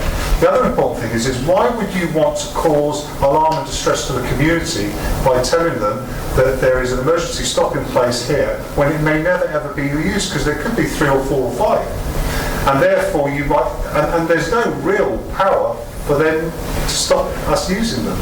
So it is about being transparent. We will identify it once it's activated, but the intention isn't to generally publicise this, because I don't think there's any need to. And also it gives away to people that would like to usurp the policy as to exactly what our capabilities are with regard to the amount of caravans that we can cope with at any one time. On that point, Councillor Ward, about not being that transparent, do you not think that might people have fears in what sites may be on our plans? Yeah, I think this is such an emotive subject that we can you know, where the sites will be set on a criteria, and it may be the council's decision that we let everyone know. That's fine. My personal opinion is I think it would cause undue distress and alarm. All right, there will be a lot of misinformation out there exactly what we're proposing. And the other thing is I wouldn't want to give some groups of travellers who would want to say, well, actually, we can go there because we know they can't direct us because they haven't got the capacity, depending on the size of group and the plots of land that we have. So there are some tactical reasons why we would want to, but at the end of the day, it's council's decision. Thank you. Simon, that's a point.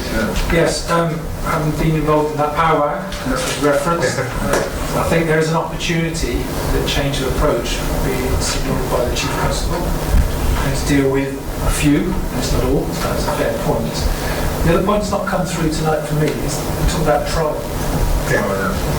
Let's see what happens, and we must make the distinction between permanent sites, which does cause all the reaction in planning, for example, and what these are, which is the emergency and temporary. And if I was a member, I think I would be quite reassured by those 3 bullet points that were highlighted on page 60 about experience elsewhere, that they tend not to come to the area because they know there is a prospect of rigid and robust enforcement. Frankly, for some of us who've been involved in this for some years, that rigid and robust enforcement is what we've been looking for. We do seem to have the opportunity now to actually play our part, and there's a partnership approach as always, and our part is the stopping places. It does seem there's a real prospect, it's a trial. Councillor. Thank you, Chair. I think, thank you, Councillor. It's a tricky subject, this, I do appreciate that. But I think for me, there's an absence in the document of the description and the definition of an emergency stopping place. I think fairly fundamentally in terms of communicating to anybody looking at the document. And I know part of the idea is that we're going to, the recommendation is that we accept the principle of identifying and stopping places, but already actually when Simon said, we use these two terms interchangeably, the transition site.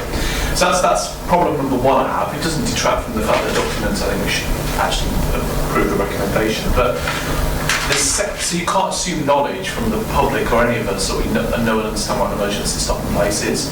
Because to me, I can't picture how this might work in mind. So if I'm a traveller and I turn up at a site and then the police intervene and say, oh, by the way, let me put a word in the show, like there's actually a place down the road you can all go down to. I know it comes down to the mechanics, but is that how it works? Do we have several plots of land we keep available in this eventuality? And then all of a sudden, how do you get the communication between the police and the traveller? And actually, should it not be the case that if it is one to establish the principle of what an emergency is, the travelling community should know where it is. Otherwise they go to another piece of land anyway and they've done some perhaps damage there before they get moved on. So that's the principal point. The second one I'd like to do is with respect to, I'm not being deliberately awkward in that show, honestly. We refer to the framework for assessing potential emergencies, stopping places agreed. And in the document I'd like that to be more clearly laid out as well, so it actually describes this is the framework for assessing it. Because again, unless I'm missing some, I'm not being dim tonight, but I don't understand which part is the actual framework that we're accepting tonight with this recommendation. Well, it's very helpful feedback, Councillor, because obviously this is a recommendation going to our council meeting. So maybe by council there might be more information to come in. We've got two more speakers, Councillor August. Councillor Evans. Thank you for allowing me to speak, Chairman. I may have missed something during the debate, but I suspect the answer is as long as a piece of string. But how long is emergency stopping supposed to be? This is a trial. When does it stop being an emergency stop? That's the definition. Yeah, and become a need for people to be moved on because they're making it permanent. It's a matter of days. The intention is not to be permanent. The intention is not to require planning permission. So there's a place you can go for that, but on your bike, basically. The police will be adopting quite robust language with the drivers when they have this option. Thank you, sir. Well, I think this is Chairman, it's a very important point to be making in terms of the public, really. That in fact there is a limit to the time that they're going to be there. Well, it's a very good point, Captain. Also, I would say that one of my concerns with this is if you're not telling them where these stopping places are, people make up their own minds, rumours come around, and that's one of the things I think we have to sort of think about, rather than actually stating where they are. And then the other point also is, once they're anywhere near anyone, you can be rest assured those people living in that area will not be happy. Councillor Randall. Yeah, I was quite encouraged by the fact that there could be quite a few around the district actually, because I suppose really if you're on one side of the district, they won't necessarily move them on, say 20 miles. It's got to be, I'd imagine, sort of like within a 10-mile radius or something to get them all to, convey onto this emergency site. So I think I was quite encouraged by the fact that they wouldn't be identified, they might never be used. No need to get people, all upset about it for something that may never happen. And if it is as easy as just phoning up a local firm and saying, right, okay, we need some water barrels, we need some, Waterloos, and we need some bins and that the big man can pick up, I think I would be quite encouraged by that, and I'm sure so would the public be. Councillor Gill. I don't quite understand the logistics. So we've got the science emergency, which we're not publicising. Fine, we go by whatever anyone recommends, although I would suggest that the ward member knows if there's one in their area in case they get called. Right, but they're activated, you will be informed, definitely. But so they turn up and they encamp on victims. Are they then moved to this emergency stopping point? Correct. So Police. The police. So in other areas of the country, they do just do that. They do just move. They don't just stay where they are. Chair, it's a police power. It's not a power that we have. And with regard to the logistics, it is simply the police will go there, they will negotiate, they always will. But eventually they will make an assessment on whether they need to be moved. Are they going to be moved with their Section 60 powers straight away, or are they going to direct them to a stopping place? And that's their options. They're very, very robust now with regard to public resort, but they may well use 62A because they decide that is the appropriate power, and they'll be directed to move. Failing to do that is a arrestable offence. Thank you, Richard. I guess anything else you want to feedback? It is, the format's really important. I had Maria went on holiday and we're busy trying to get this thing together. I don't think it's particularly formatted perfectly, but it certainly gives a flavour as to what we want. I think that officers are here that have taken the feedback. You are right, it needs to be really clear, so some more definition in there, so when it goes to council, then people can see exactly what we're talking about. Yes, Chair, I think you're asking us to accept a principle which is not defined in the document. And Councillor Lomax raising say if I move to the emergency stopping place, how long am I permitted to stay there? And actually, once they leave the emergency stopping place, perhaps they might end up back on an unauthorised place. So I think that is central to the understanding convention.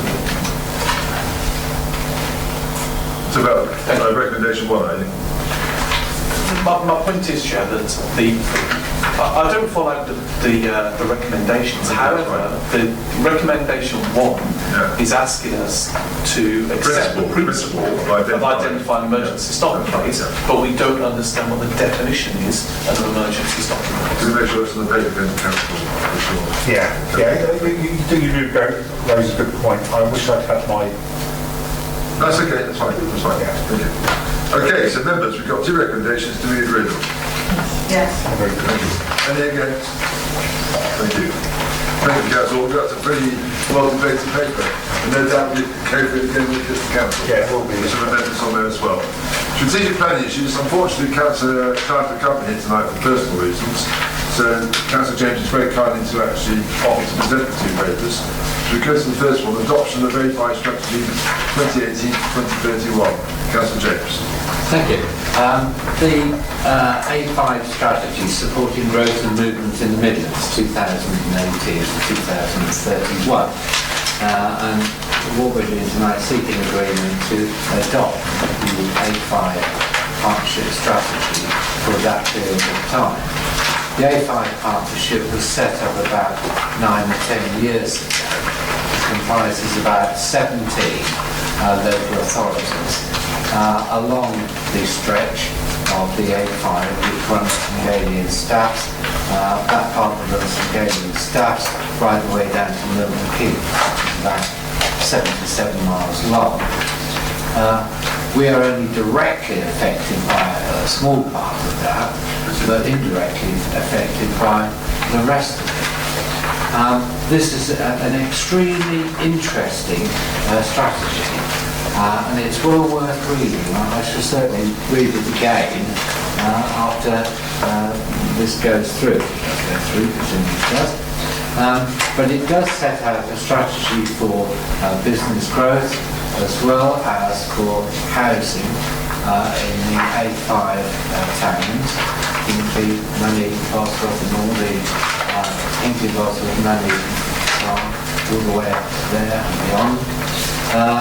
And it's quite startling, some of the development that is going to take place on that particular road.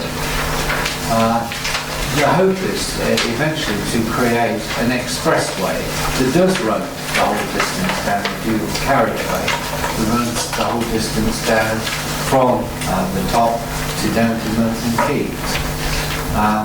Dual carriageway, some of them will be offline, some online. There are some difficulties, I believe, along that route that maybe take some effort to overcome, if they can be overcome. However, the idea is to make something which is safe, secure and efficient. And it could bring opportunities as well as threats at that section which concerns us. But I would have thought mostly opportunities. will certainly stimulate the economies in the A5 towns. And I've always thought that whoever owns the A5 corridor is king, really, despite the fact they've got the M1, the M69, M42, M5, M6, a whole lot of them. The old A5 has still got a good future for it. So, without going into too much detail, I would hope that you'll recommend this particular report. Thank you, Councillor James. Of course, the M1 split road and the M1's locked up, it is the A5. It gets very, very busy. Yes, yes. See that. Councillor Morgan. Thank you, Chair. I was rather pleased when the strategy arrived, the strategy documents. This actually took up such a large chunk of it, didn't it? And if you're an enthusiast for roads, it's a very interesting document, Councillor Chair, which absolutely right. And I suppose really we can thank the Romans for getting it started, I guess. I think I thought it's a very comprehensive document, very useful to see the strategy, and I suppose the overwhelming impression you have of the A5 is the amount of development going on there. And I was up towards Lutterworth the other day, and you see those new units going up there, the roadworks and so on. The only thing that really scares me, quite frankly, with any of this level of development on the A5 is how we reconcile that with being sustainable and speaking about low carbon and those sort of challenges, particularly when, in due course, be completely full of lorries. And I think there's going to have to be serious attention to how we can make sure, things like the clean air, etc., and the environmental impacts are in place once we do really severely industrialise that strategy. But it's a very interesting document, food reports actually. Very interesting. I mean, there's some comments about the roads. Yeah, I do support the recommendation. Councillor, that's it. That's part of the award. Thank you very much. I would speak, Chairman. I represented the council on the partnership for a number of years now. I urge you to agree to the strategy, to adopt the strategy. It is not an ideal document, but it's what we've got, and it's as good as we can get at the moment, and it will be obviously under review all the time because the group still goes on. Member meetings and officer meetings, and the number of organisations that are involved in the whole thing is very, very important, and housing and police and so on and so forth. What I would say about it is that the problems that are faced throughout the 77 miles are the same by everybody, by all of the communities throughout the length of it. It differs in degree only. At the moment, as far as projects are concerned, it has reached Magna Park from the north. And so we're about to come into our district. And there is no doubt whatsoever that we have fewer problems south of Kilsby on the A5 than they do north of that area. However, what I would ask you to bear in mind is the fact that as far as any road improvements are concerned in our stretch, the strategy is actually looking at medium to long-term improvements. So we could be looking at quite a number of years. In the meantime, we have Dirt 3 being built. We have Junction 16 now with the logistics park going to be there, and later on this evening you will be talking about the Arc. And of course the amount of houses which are going to be produced along the length of it are considerable. Daventry too, of course, if we ever get the Northern soon. We've got a number of other settlements then going to be, or larger settlements, are actually going to be impacting upon the road before all of the improvements that people would like to see are actually made. But nonetheless, it's a very good document, I think, and it takes us part of the way along where we want to get to, and therefore I ask you to support it. That's your positive comments, Catherine. Presumably the A5 group's working well, is it? Sorry? The A5 working group works well, is it? Yes. That's very good. Councillor Osborne. Yeah, I'm just interested in the movement bit of it, Chairman. Where it moves near Longbutley Wharf and along near Wilton. And they close it every night at the moment. All the lay-bys are closed. And in fact it'll be closed for several days, I think. We'll be coming up to it. So I'm looking forward to improvement. It's always been the big road near us. As a child, I used to, believe it or not, I used to bike to Rugby and bike back up Kilsby Hill before the M1 was built, with lorries touching your shoulder. And as a young lad, trying to bike up that hill with a lorry touching your shoulder was extremely difficult. We did well to survive. Well, we did survive, and the road is... It's a damn sight better than it was in the 50s, I can assure you. A lot better though, it's a lot better. I'm looking forward to it even getting better. That's the movement side of it around us. Thank you for that history lesson, Steve. That's correct. My pleasure.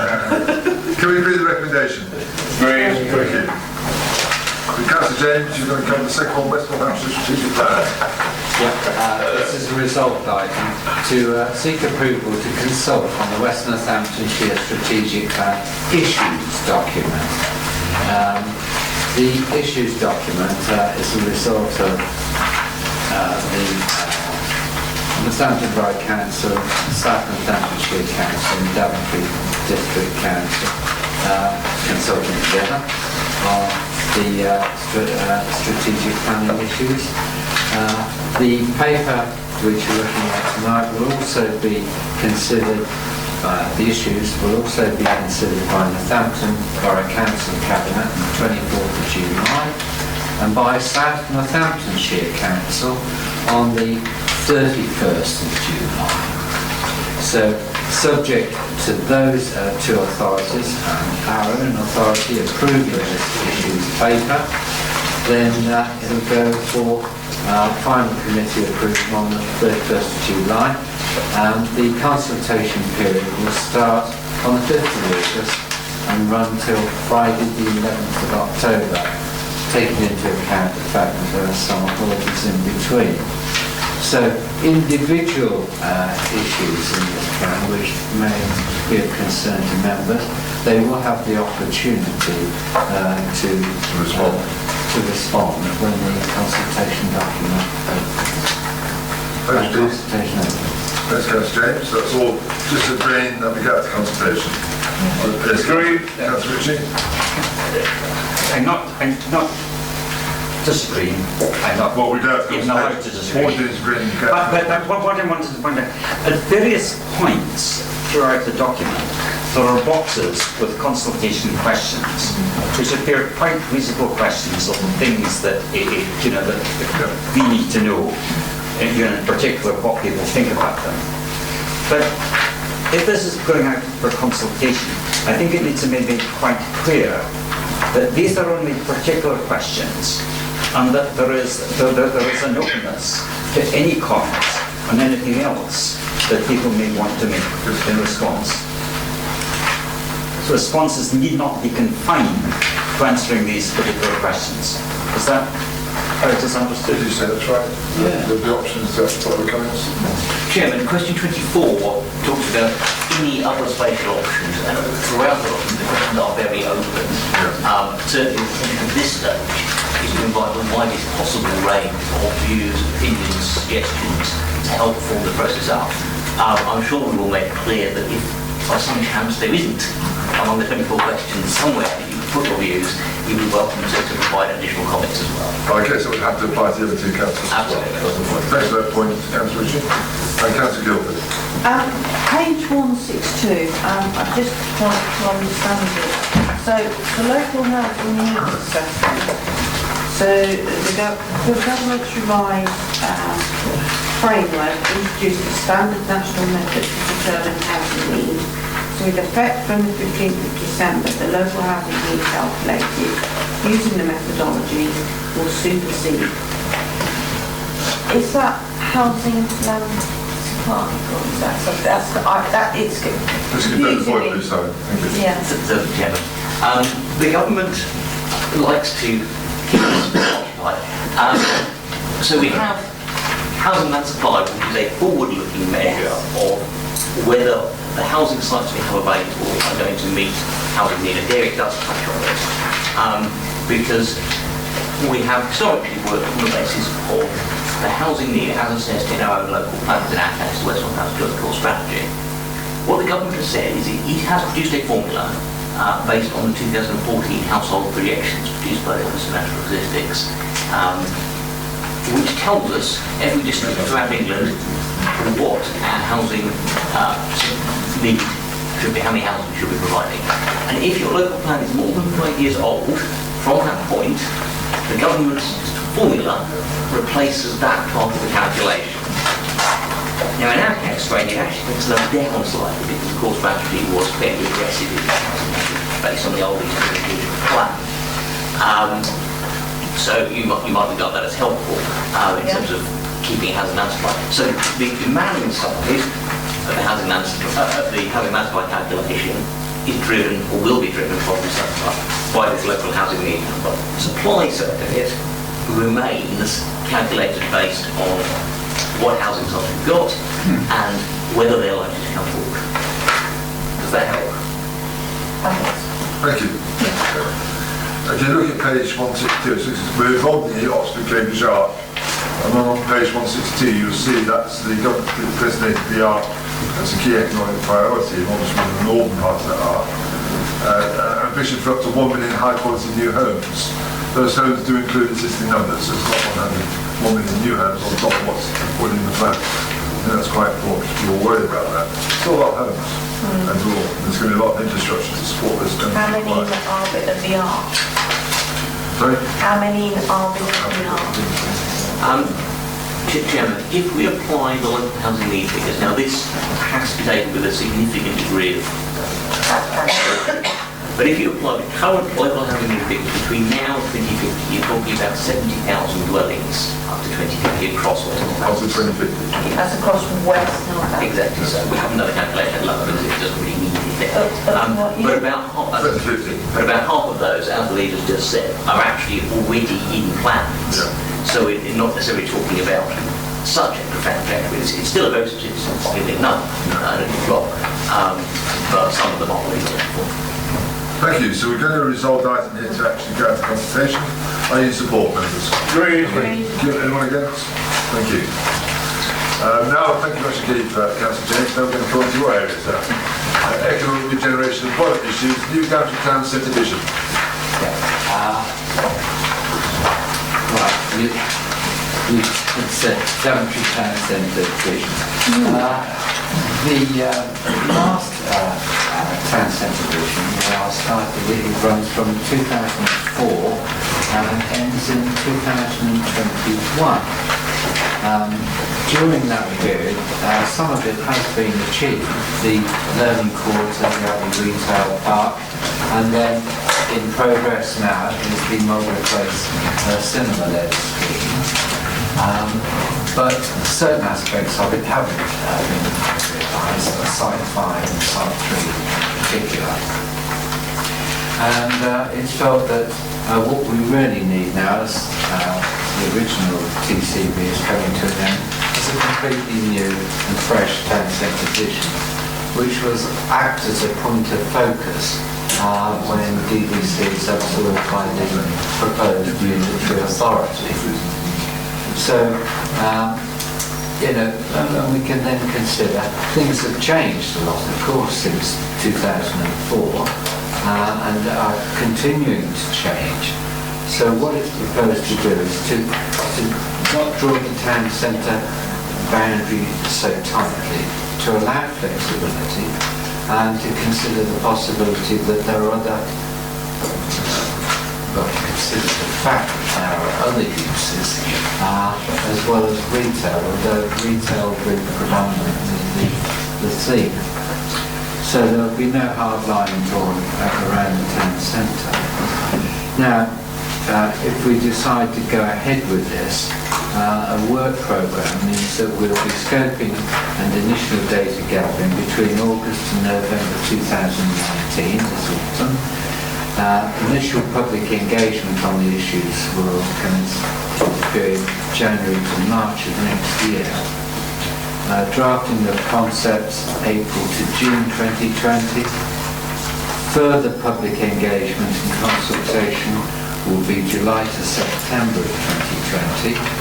And then finally, refinement of proposals and approval October to December 2020.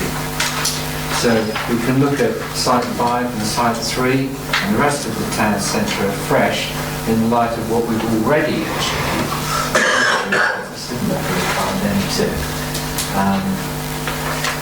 So the recommendation is that the new Daventry Town Centre vision be prepared, including public and stakeholder engagement and consultation, as set out in the report, that a revenue budget of £75,000 for the new Daventry Town Centre vision be created from general reserves.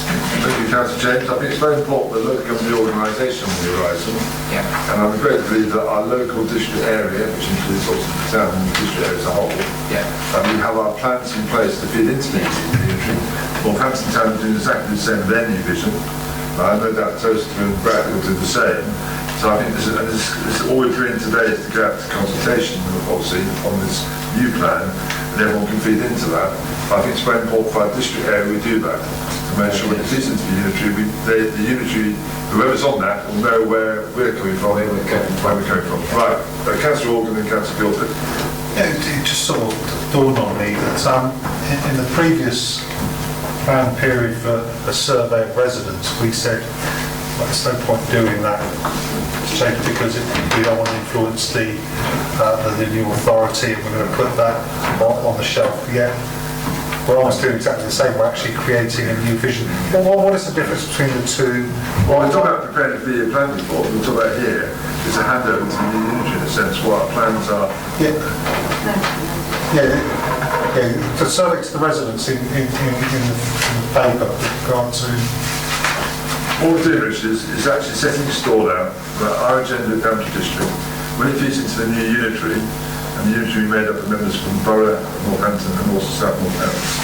And we want to make those members who are in our own district, those members in that new unitary aware of what this council area, which is where we are at the moment, wants.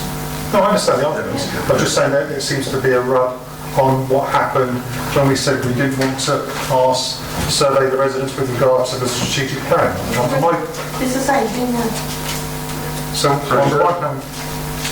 No. Interrupted, what are you saying, sorry? Sorry, what I'm saying is earlier I said why are we cancelling the survey when we could be canvassing our residents to see what they want in the district. And we said we'd remove it from the measures and not do it. But to me, that is exactly the same argument I was having to keep it in as the argument we're having here for having the strategy. The principles the same.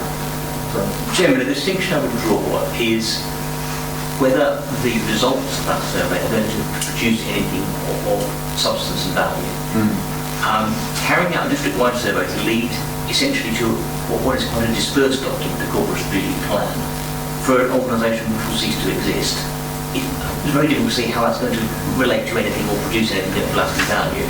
If you engage the public to help draw up a new vision for Daventry Town Centre, that vision has a validity and a coherence quite independent of the organisation that produced it, and therefore it can carry on in having an effect on the world long after the DDC needs to exist, whereas DDC's corporate strategic plan by its very nature will disappear as a vapour when this organisation disappears.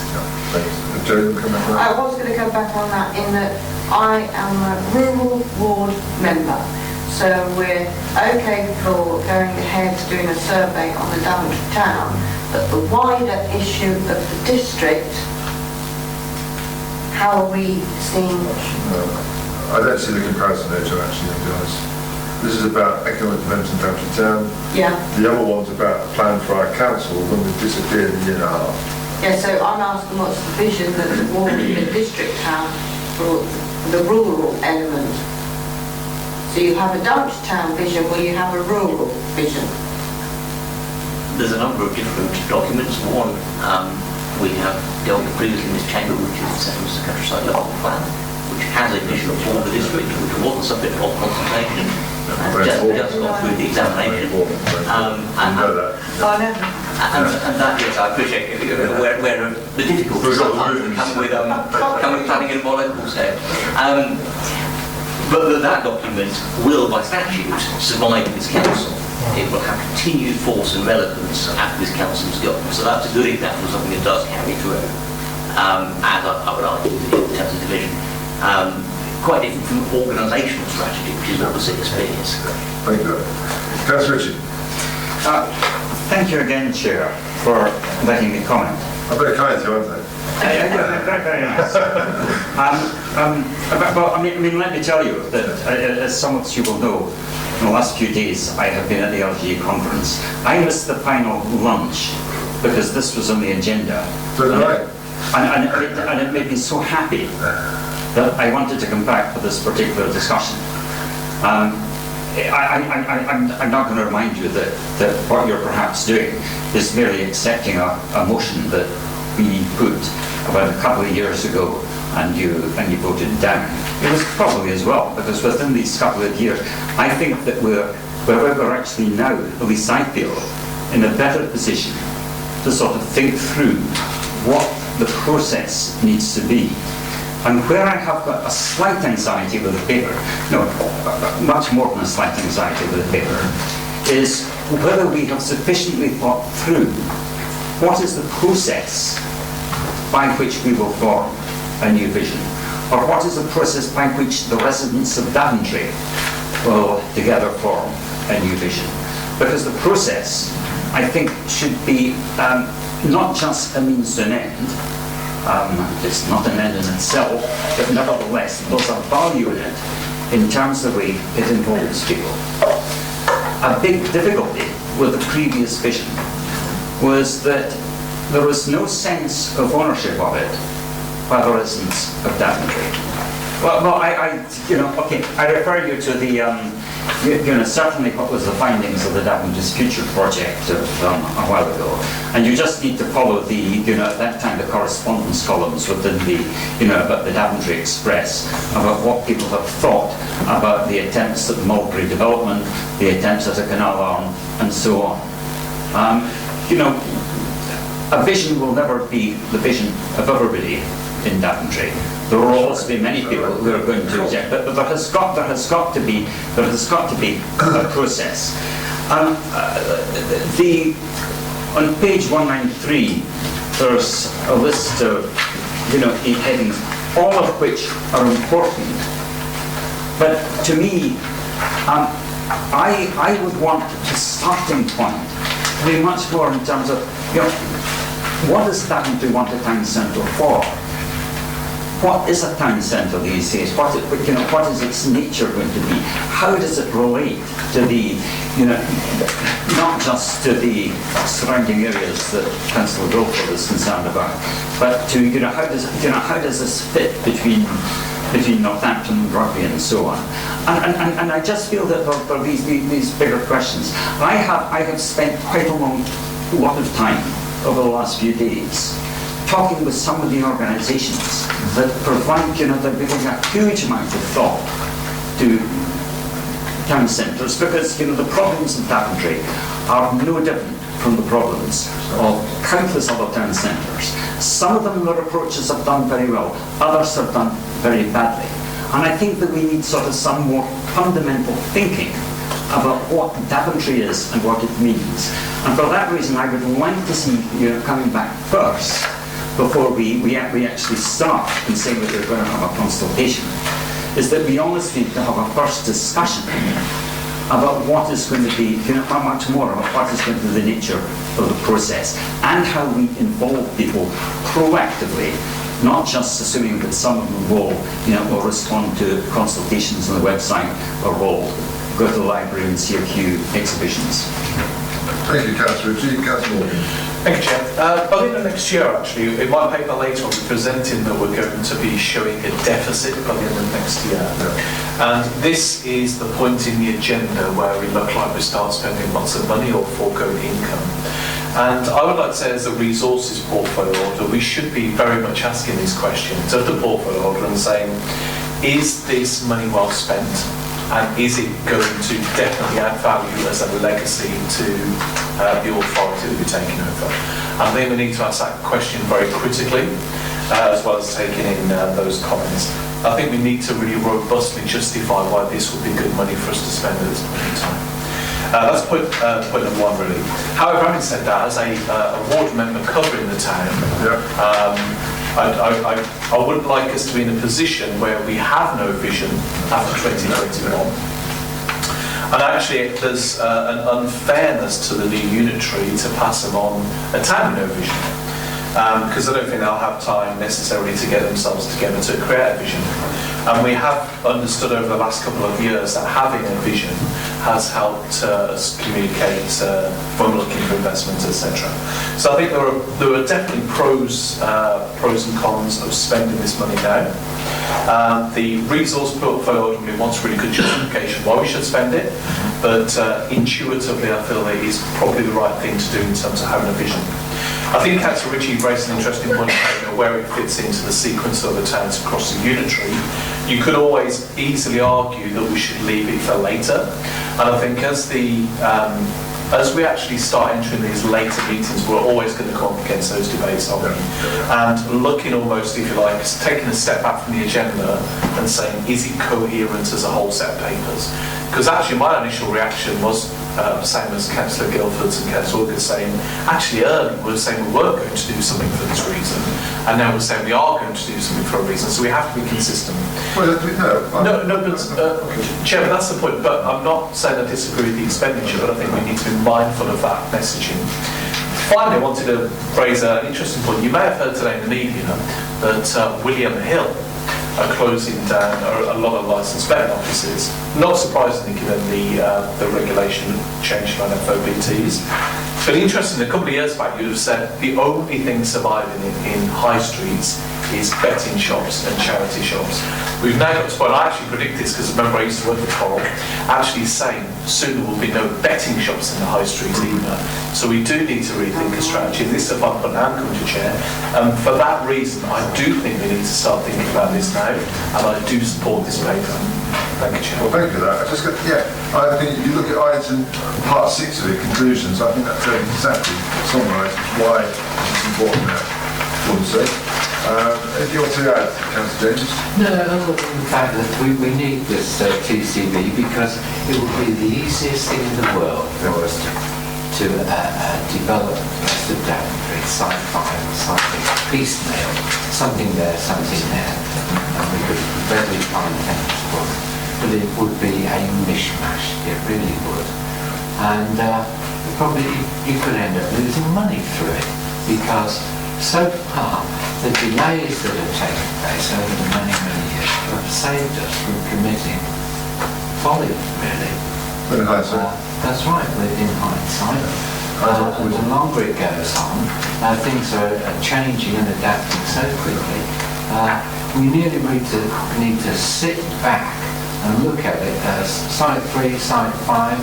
What we need is something which is comprehensive, which is not weighted in one particular sector than the other, and which will provide a shopping, an experience which will enhance the shopping centre, not just some identity kit add-on, which is happening everywhere. Everyone's got an identikit high street, an identikit shopping centre, and we've been lucky, we've escaped that so far. We've got the original historic high street, which is predominantly Georgian, but Victorian, and even, I gather, the old Elizabethan one. And so we've got that, and maybe sitting back and thinking about it, and getting consultants in, and getting public opinion of what other people's views are, we'll come up with something which really does represent Daventry in the 21st century. Thank you. Thank you, Councillor James. Councillor Walker? Yeah, it's just 2 points. Well, I think consultation, the way we do this, is really, really important. And I'm sure that we will look at all the different methods and be innovative in the way that we get the true feel of what we want. The other thing is that there's a couple of comments made about the status of this being different. So will it have some sort of status with regard to how much it weighs in the new authority? Or could they, like with any division, just turn around and say, well, actually, it doesn't fit in with our overall vision? Could they dismiss it, or would that be... Because of course we are spending money. I'm wondering how likely that would be politically, but I'm wondering, is there a legal status that it has whereby actually that'd be very difficult for political... Well, it's a political question I answer. Do you want to answer technically or not on the technical point? Yeah. On the political point, Richard, I see it like this very clearly. Each of us represents an area at the moment, the three areas, the three borough areas. All of us, all the borough areas are fighting in every corner. Right. Now, when the unitary is formed, we don't know which members will be on that unitary. We don't know what the balance will be, what political balance, we don't know what the party balance will be. But unless we have something representing our area, and supposing we don't do this, but Northampton Borough do and Toaster do, then the unitary can to look at those areas that have plans in the pipeline when they want to come to spend limited resources. That's how I see it.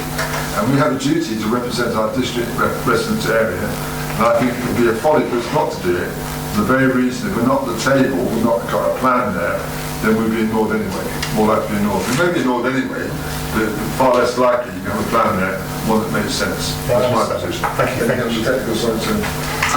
Thank you, Chairman. Technically, we're not talking about creating a plan of policy document, so like all non-statutory policies, it would die on unitary. However, it would still exist, the evidence base would still exist, and of course any political authority acting has to act as known as very reasonably. It cannot disregard relevant considerations or have regard to irrelevant considerations. So the very fact that this document had been produced would still have some consequence for it. If, as the paper suggests, it's also been adopted by the Town Council, if that is achieved, then that gives it another little bit of weight. And what we hope, the Shadow Council will be persuaded to adopt it itself as it went through the process. So presumably, because it won't have a home, will it? So presumably it will be the Town Council will be its home.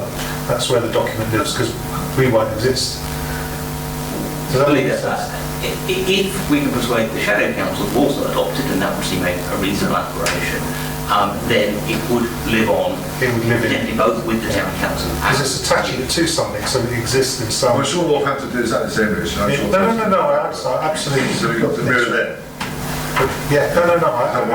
It's about making sure that it does live onwards and it's owned by someone. And presumably if the Town Council sign up, the document will be there with an organisation that lives on, so it doesn't dispense even. If that makes any sense. Yeah, thank you. Right, we've got two recommendations. Happy to agree with them? Agreed. Anyone against? Thank you. Thank you, David. Councillor James. We move on to viability of Daventry town markets. All right. Daventry's had a market running for many years, but in recent years, the number of stallholders on that market has reduced. The operating of the market was undertaken until June last year by Enterprise Amy. Since then, of course, the number of traders having declined, despite the fact that the charges are relatively low. In other words, about £13.45 for a 10-foot stall on a Tuesday and £15.95 for a stall on a Friday, which is relatively low, I would suggest. But anyway, it was decided that executive action was taken to abolish the charges in June this year. And since then, I gather there might have been, or may have been, but someone can confirm, there may have been a slight improvement. What is necessary now that executive action has been taken to do away with charges on the market in the hope that it will encourage traders to come back, it's necessary now to delete the £20,000 income budget that applies to the market, 20,000 being a very optimistic figure anyway, but it's no longer necessary. And the purpose of this report is really to seek your approval to delete that 20,000 income budget. I think that's probably well, to give you some idea of the figures. The average number of market stalls has decreased from 13 in 2017 to 8 presently.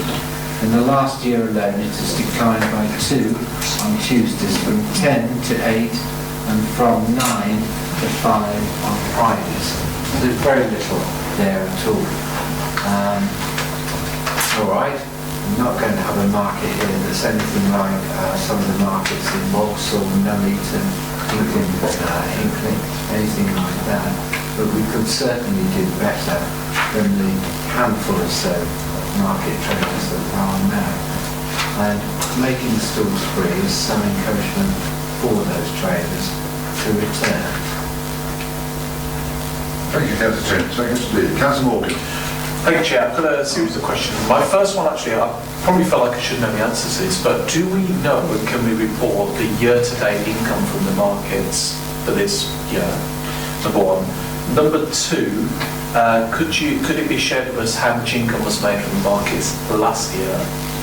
That's the first two questions. The second one is there any risk of the other retailers in the town thinking that they're somehow now they're a bit disgruntled by this? However, having said that, my theory on this would be if the market brings footfall into town, they should be glad for that. That would help them. So I would offset any disgruntlement.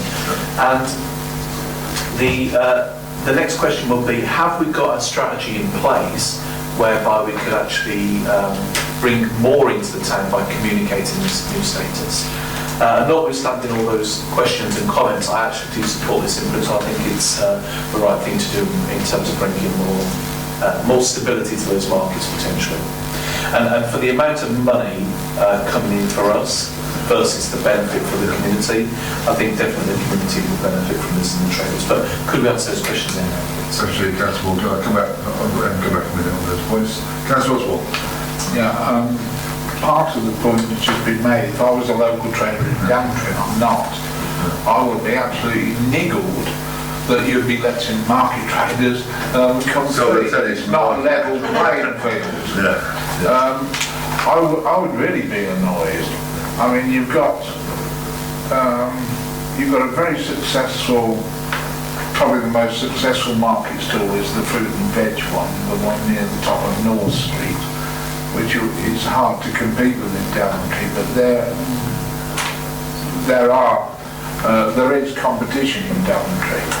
And if you were to make that competition way more towards the market trader, which you would be going to, I think that would be unfair. It would leave those people in the high street or in the town centre that are just about struggling to compete, especially with that particular stall and the other stall that's a bit further along, that is the other money generator, the one that sells clothes, which again has competition in Daventry. No, I don't support it. I can see the need for perhaps a reduction on it, but not a significant one.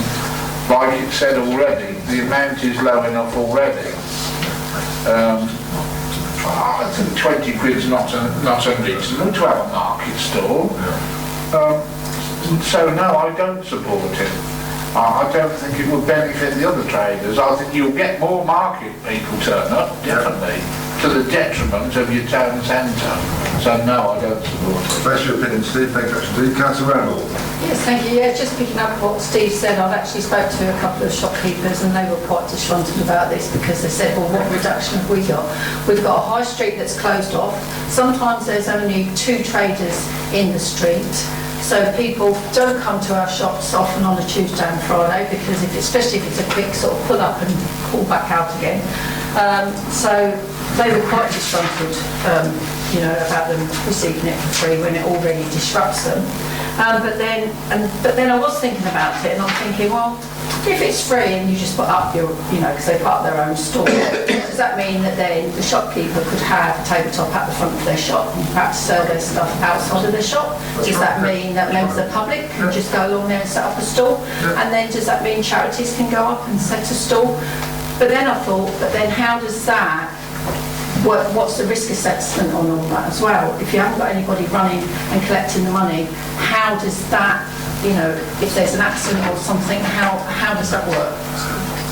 Well, some good points there, when you come back in a minute. Councillor Gilbert.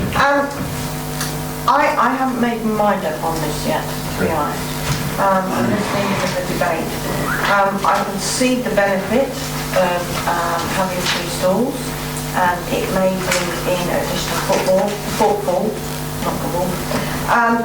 But for me, that's the wrong approach. We should have a proper strategy. What else is going with that? What promotion are we going to do? Etc. etc.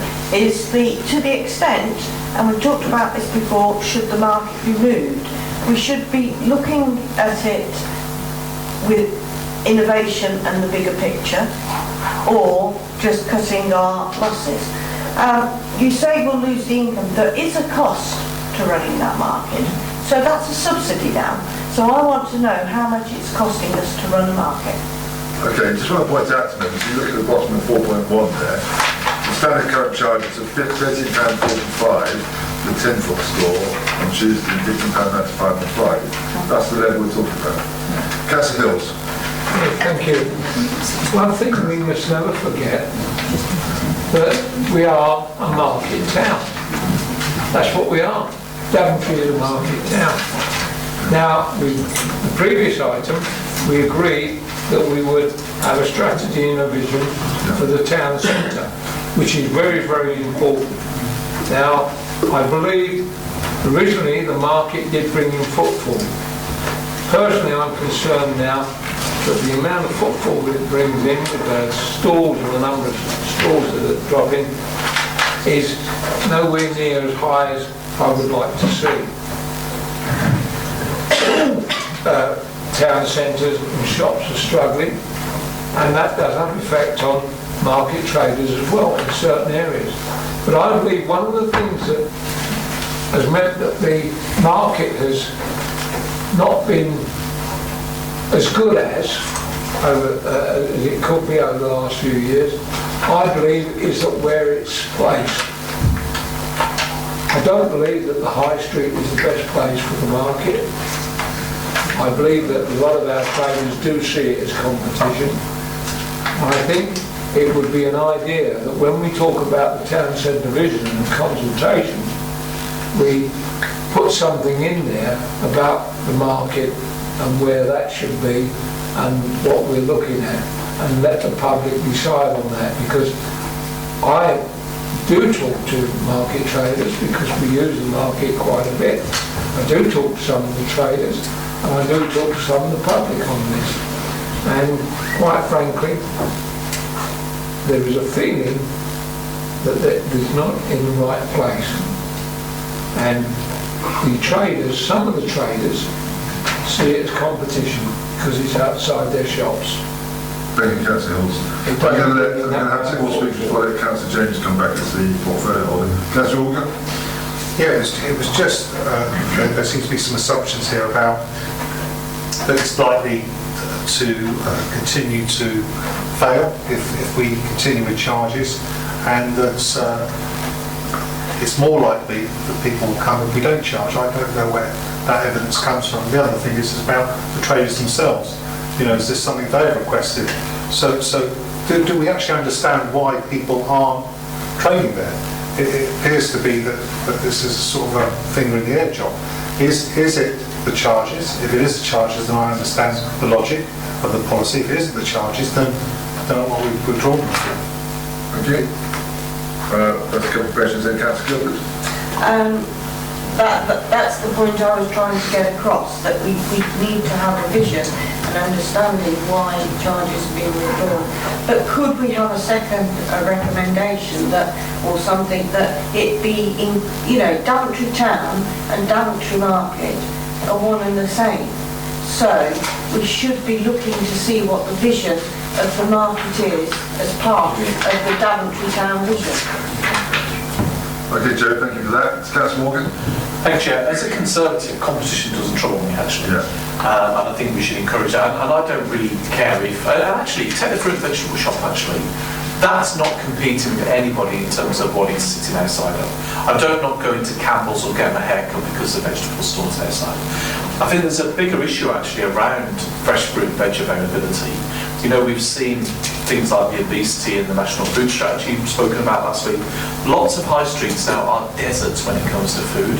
And actually, if we're looking at as our role of being, you know, providing competition and a social function around providing, you know, provision of good quality sort of fresh food, etc., that you don't only have to go into a supermarket for, you could say we have a role there to enable those markets to do that function as well.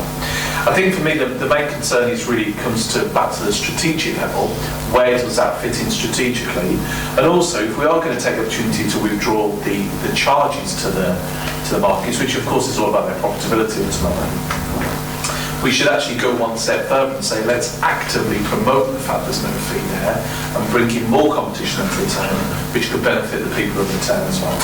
And we could talk about this on online, I'm sure, and I've got that nod from you, Chair, so that's my final comment. We've had a few contributions, Councillor Morgan, so I'm very generous today. Okay, right, Councillor James, can you respond and also sign balance and set to support you? Yes, thank you. Well, first of all, on this issue of the market competing with shops, even if there are a lot more stallholders in the present market, for the amount that we are giving them as a concession, 13 or 15 pounds or whatever it is per stall, is very insignificant compared to the fact that a number of shops in Daventry either get some form of business rate relief or total exemption altogether, or don't pay any rates at all. I think it's fair to say that some small shops don't pay any business rates at all. So, and market traders don't complain as taxpayers that we're subsidising small shops. So, you know, you can't have it both ways. And I think it is a very small price to pay for the fact that this is a market town, as Councillor Hill said. It's a traditional feature in a high street of a market town, and it could be quite interesting. I myself buy things from market stalls, and how often have we all heard somebody say, "Oh, I like that what you've got, and where'd you get that from?" And they say, "I got it off the market." You know, and they cut their hands over the mouth, because we've all bought something off the market at some time or other in our past because we thought it's a bargain, you know, it's cheap. There's nothing wrong with that. And some of our most successful businesses have been set up. Dunelm's a classic example by people who are market traders. So I think it's a very good thing. Yes. Yes. Okay, else, David, sorry, I just wanted to get to the point. I think it's a very good thing, and finally the other thing is that we're hoping to be able to transfer the operation of the markets to Daventry Town Council in due course, and they may have some innovative ideas of combining that with other functions that they have. So it won't be a problem if it goes through that transfer. It won't be a problem for the DDC or initially for the new unitary authority. Thank you. It might be successful then. Thank you, David. Right. Simon, any points, any questions? Just to respond to some questions. Yeah. Councillor Morgan asked about the level of income. I'm afraid I don't know how to handle. We don't expect to make very much of the 20-day budget. So in terms of what's being given up, there's a theoretical budget, but there's an actual level of income which is less than that. It's also worth knowing it takes a lot of time and trouble just to collect the money. And all the procedures not to go to verify it and audit and all the rest of it. So there was a significant cost actually just collecting the money in to count against the value of the income. In terms of competition, well, it is what it is. I think that's probably been covered. I don't really add much to that. In terms of safety, the principle of people being able to trade is there, but we still need to approve anybody wanting to put a table out on the street, for want of a better expression, precisely for those reasons of safety and good conduct, and indeed making sure there isn't illicit goods or other unfortunate things going on. So we still have to control the market, it's just that we wouldn't be charging. But if the shop wanted to set up a market stall, there'll be no issue with that. In terms of data, I'm not going to give the individual stores names and details because that's probably commercially sensitive, but the Chief Executive's temporary suspension of the fees has, we know, saved 3 of the stores from withdrawing from Daventry, has brought 1 so far, and there are a further 4 who are seriously looking at coming. So the intervention has, I think, saved the market, because with the loss of another 3, we would have been in a very dire position indeed. Now, I can't say how that will pan out, but it's clearly going to be the case that not charging is going to be a better position than charging in that context. In terms of publicity, absolutely, that's already been done. It will be continued. And finally, would the market form part of the work on the council division? Absolutely. It's perfectly logical to do. In many ways, marketing is the kinds of things people say they want to see in market towns, interest and variety, but we'll see what the public say about it. Thank you. So, well, I think we had enough discussion on that now. It's going back to council anyway, so can I just ask, can we have the residents please on the recommendation before you? Can I just ask the cost? We didn't get a figure. There'll be an expenditure budget as well as an income budget. So what's the expenditure budget? Sorry, through you, Chair, I don't have the answers. I will make sure. We'll make sure for the council, okay? Thank you. Right, can I have those in favour of the recommendation? Vote, please. Those against? 2, so it's carried. The recommendation goes to the council. Thank you, Mr. Lee. Next one, Councillor Chin, hand over one of these for your very helpful helping Councillor Chant out tonight. So you've got Burgage Wall, Primrose Hill, Daventry. Yes, this is the wall that runs the boundary between the new cinema and the Primrose Hill car park, which is in a dangerous condition and necessary to fence it off. There are 3 options really to deal with this wall. Option number 1 was to demolish the wall and not replace it. Option 2 was to demolish the wall and replace it with a new build. Or option 3, which was carefully dismantle the wall and rebuild as closely as possible to its existing appearance using existing bricks where possible. Now I know there are a number of differences of opinion about that particular wall, but it was decided that option 3 was the preferable option because the wall is within the conservation area and whilst not mentioned in the appraisal contributes to the character of the area. The council's conservation officer has considered the issue. The Mulberry Place scheme was designed for the Burgage Wall to be an attractive feature boundary of the scheme, with restaurants sited adjacent to this and taking advantage of the view. And bearing in mind that that was the way forward, part of the cinema building, the restaurant building, will be of a less attractive appearance down the bottom because it will be screened by that Burgage Wall when it's rebuilt. So there is a choice there. If you don't replace the wall, then you'll have to make it slightly nicer on that bank wall of the new development. But anyway, something has to be done about it one way or the other. And that was the decision to go ahead and to create a budget, a capital budget of 120,000 for the dismantling and subsequent rebuilding of the Burgage Wall between Primrose Hill Car Park and Mulberry Place development site. That means demolishing and taking away the bricks, keeping the good ones, and then sourcing similar bricks to replace those that are not suitable for use in rebuilding the wall. So there you have it. It will need planning permission, so it will be coming up, I think it's next week, Thank you, Councillor James. And obviously it's a health and safety issue, danger to the public, Yes. that's one of the key aspects. Yeah, thank you, Mr. Lee. Councillor Morgan? Chair, thank you. You know, you're right about Councillor James having a good run. Every time he speaks and takes the floor, it costs a lot of money. I think so far in the last 3 alone, we've had 215,000 spent. I mean, that is serious, but on a serious note, £120,000. This is a phenomenon. You could build a house for that, surely. Can you absolutely work hard? Sorry, Chair? What price of public safety? It's a good point, what price public safety, but does it have to be £120,000? That's a lot of money. I mean, I'm sure that the quotes will be what they're, but we've got to see if we can spend less than that, surely, on this. And really, what value is the one? I know the conservation officer says, it's important. How important is it? Is it really £120,000 worth of importance to us? So that's the question of Councillor James. Thanks, Councillor Morgan. Just going to start, Councillor Bowers, and the point Councillor Morgan raised there about questioning the amount of money. Thank you, Chairman. As the financial implications say, the budget is a conservative figure. We have, at the moment, one quotation, which means we know we can do it for that amount of money. Clearly, the intention is to do it for less, but I wouldn't want to present that to members that we didn't know we could deliver.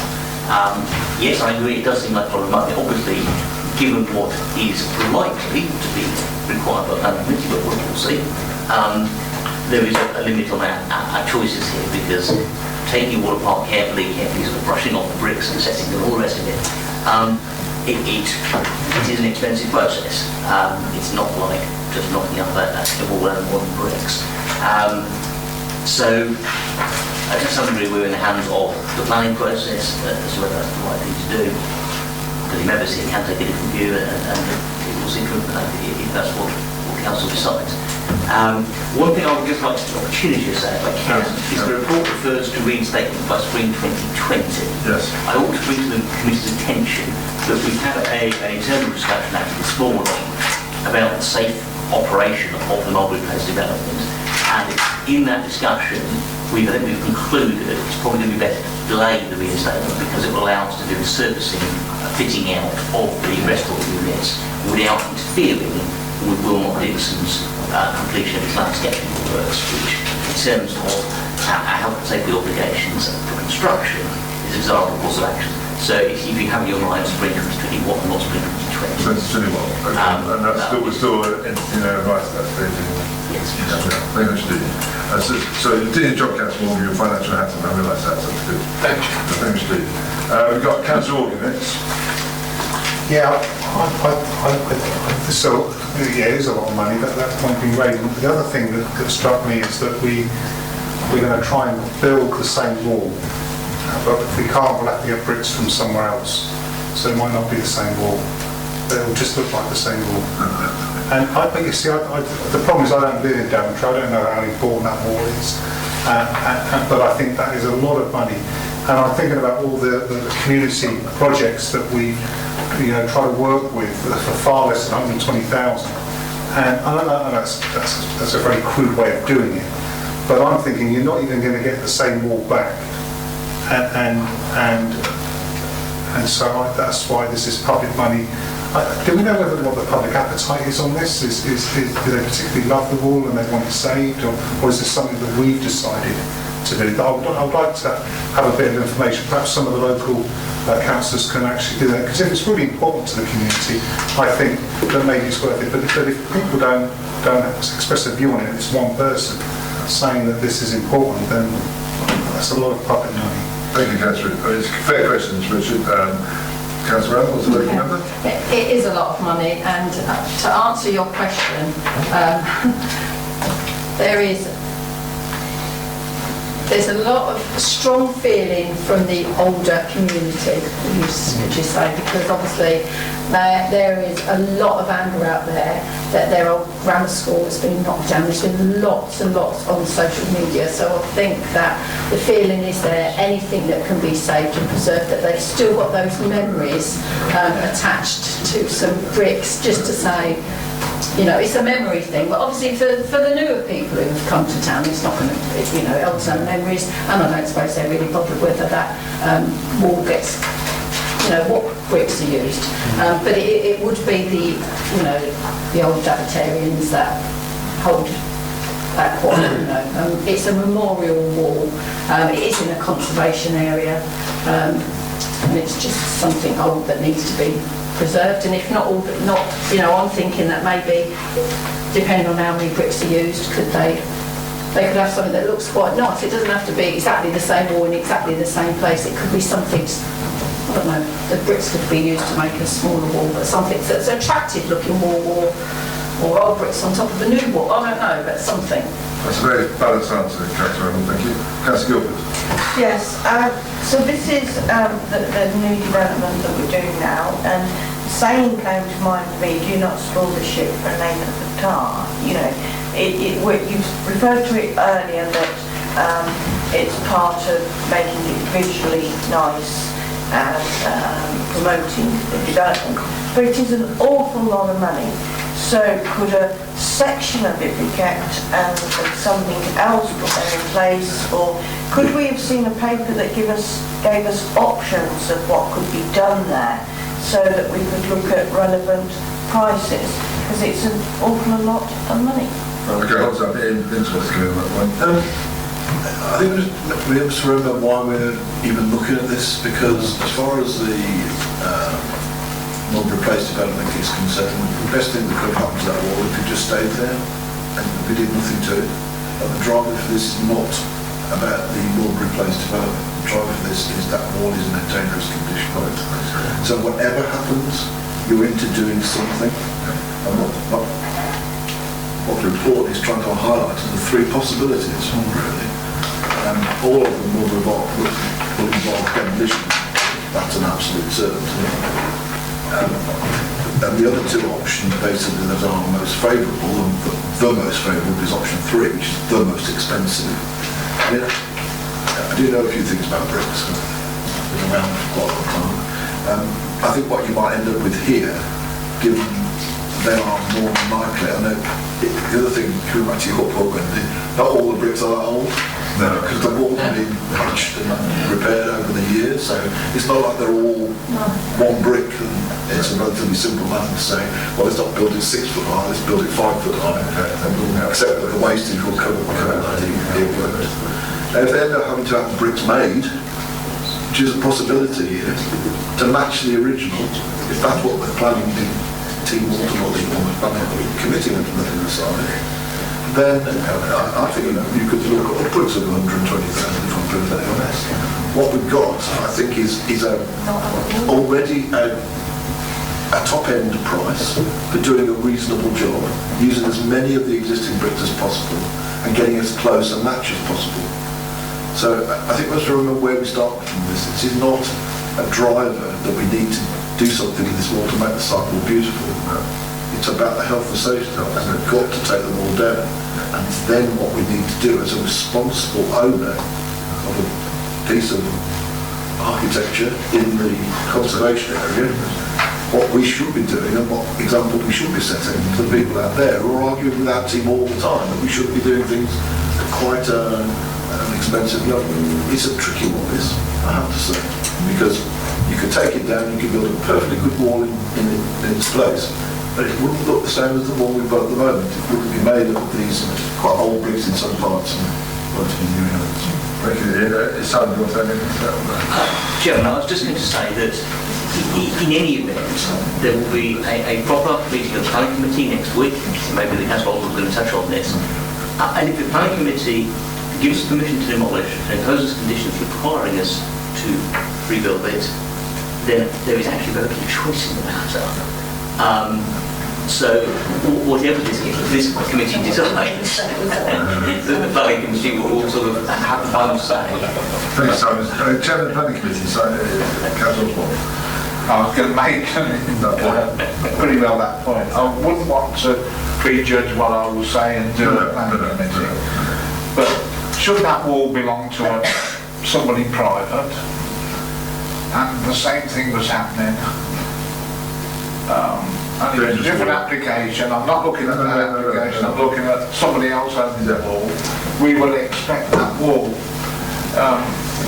If the report from the listed building officer was such, we would expect that wall to be rebuilt.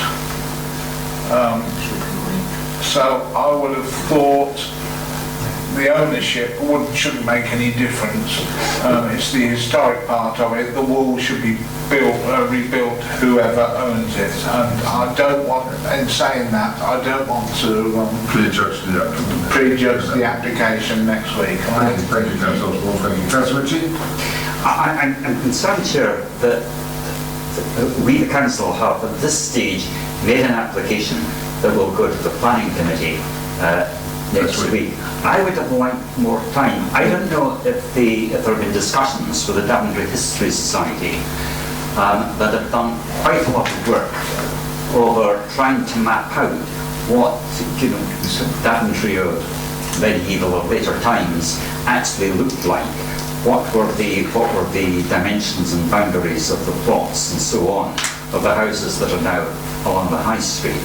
But because my question would be, is there really intrinsic historical value in a wall that has been so, in a historian's terms, bastardized over the years on so many occasions? Is that actually something that is worth keeping? Or is the value in retaining something of the memory and the knowledge of how Daventry was laid out centuries ago? And if that is the case, then what perhaps is needed is not a wall, but something that is slightly different, that is a sort of historical memory of what Daventry originally, how Daventry was originally laid out. I just feel that these are things that, I'm sure that members of the Daventry Historical Society would have things to say about that. Okay, well, I think they're keeping you on the planning committee as well for next week, I guess. And I think the planning committee will take a decision on this anyway, so it's been interesting to see what the outcome of that meeting is. And I'd also like to say that, for me, it's the health and safety matter. If this wall's dangerous, then it needs to be dismantled. What happens after it's the point you're making, that no doubt planning committee can take a decision next, which you're part of. Well, I just want to leave it there, mate. Councillor Hills. Just looking at the notes that I made during this conversation going on. The thing that's got to be in everybody's mind is what you just said, the health and safety measure. The fact is, the wall is unsafe, so we are liable and we are bound to have to do something about it. We just can't ignore it. Now, I echo what Councillor Randall said, because the people that I've spoken to, they're split into two groups. They genuinely are split into two groups. The elderly say that, it's part of our history. We want to retain it. So I feel if we can get something as close to the existing wall we can within the budget that we've got, that'll be a good thing. The younger ones, when you talk to them, they're not too concerned, because it's happened before they were born, some of them, so they're not concerned about it. But for the elderly and the relatives and that who grew up in the area, that some went to the school, know the library building, know the wall, they are keen to retain it. So I think we, as part of our history, need to do something to keep it as close as we can to the existing wall. Might not be exactly the same, but I think we have to have a budget for it, and I take on board what Simon says, that is probably the maximum that we could go to, and hopefully we could come across something which will be below that figure. But I think it's right that we should adopt this and take this forward. Thank you, Councillor Hills. Councillor Morgan? Thank you, Chair. I don't know too much more, actually. I think people are pretty much wrapped it up, actually. I think a lot of it will be determined by planning next week, actually. I think there's definitely pros and cons for leaving it up, taking it down and whatever. And, you often see schemes, maybe around the country, and you think, if you'd retained some character there, it would have been a different looking proposition. And I remember, I actually had this conversation with Chris Over, actually, saying, sometimes when money gets cut, things don't look as good as they should do. And actually here we have a critical time to say, well, 120 feels like a lot of money, But actually, we already know somebody's going to be spent on demolishing it anyway, so we've got to spend that anyway. But actually, maybe in that light, we perhaps need to say £120,000 is not a lot of money if it's going to have a lot of value in terms of the kind of future heritage of the town that is picked up on. It's strange enough, the kind of biodiversity option would be to plant a hedge and have kind of hawthorn hedge there and have sparrows sitting there, etc. But I think in all seriousness, I think maybe it would be a lot cheaper and it'd be perhaps a lot more beneficial for biodiversity, etc. Which we also need to be thinking about. But I think on balance, I'd like to see what planning say, but I think in the meantime, despite it feeling like a lot of money, I think it probably could be in the long term money well spent. Councillor Guildford. Yes, I was going to say what Councillor Morgan was going to say, but the only thing I wanted to say as well was hard factual evidence. So have we done a survey to say, had a response to say that they want this wall retained, or is this referring to Facebook messages and people's perception? Thank you. Come back to that point. Councillor. Chair, when listed buildings and conservation areas are concerned, we don't do surveys of people to see what their views are, whether they want to keep it or not.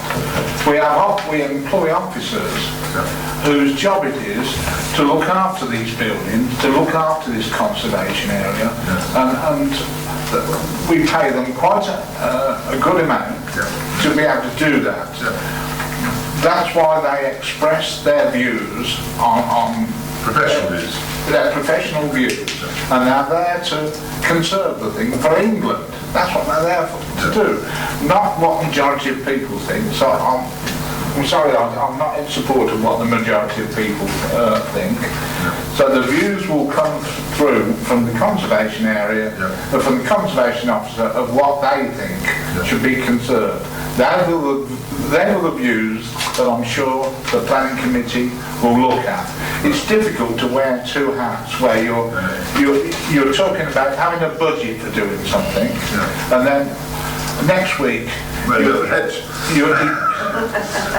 we're not having a hedge with cuckoos in it either. Next week we've got to decide what is the best thing in the planning terms, which may be completely different from what this committee thinks. That's a fair point, Steve. I'll let you come back at the end there. There's one sign down to a couple of points there, then you can answer. Councillor Guildford's points. There was a survey. I thought you were going to ask, do we have a survey on the wall? Yes, we have. The structural engineer survey that said the wall is dangerous. I've got no problem with demolition. And so, certainly one option we do not have is leaving it there. I'm trying to say with confidence. My apologies, what was the second point? It was, did we have a survey of the public to say they wanted the wall retained? No, Councillor Osborne. How have we come to that conclusion is what I'm asking. We've consulted the council's professional officers, the conservation officer in this case, on that subject, and a strong advice. Yeah, that's the conservation officer, but it was the public, but there's been inference tonight that, well, not think was a public from officers. But we won't wait on that in the paper. The paper simply to talk about conservation, since that was members having their opinion. Over to you, Councillor James. Just so thank you. I'm also a member of the planning committee, so I can't give an opinion on what I really think, other than to say the obvious things that everyone knows, that an old red brick wall that's pointed over lime water can be a very beautiful thing, especially when it catches the sun. It can be really beautiful. Take Inevitable, for example, which is a custom or something. The only one thing that I value in that place is a wall that I can see from my garden, which is a red brick wall that is pointed up, and only you can see it. And it really is. You should share it out, Councillor James. You should share that. So that's one thing. And the other thing is, it's quite obvious that a replacement with modern brick and with cement and mortar would be far cheaper than having to do what is being suggested. That's a fact. Demolishing it all together, you would make a nice open site there. I think that's a fact too, to say that. But you mentioned something which is really important. Years ago, long before all this was built round here, there used to be a little pathway that went round the back here, a footpath, and down and into, connected up with North Street, and you could walk all the way down there, and it was hawthorn hedges. Now full of birds' nests. That is a fact. And you'd have to look on the honest map, and I know a mine plays tricks when we go back in the past, but that's how it was. A footway which went from Abbey Street down past the middle to the back of some terraced houses, and it went all the way down to North Street. Okay, so... And that's another thing, a hawthorn hedge, which is properly cut and maintained, properly cut, manicured, there's also a very lovely thing to look at, and I've got one of those too.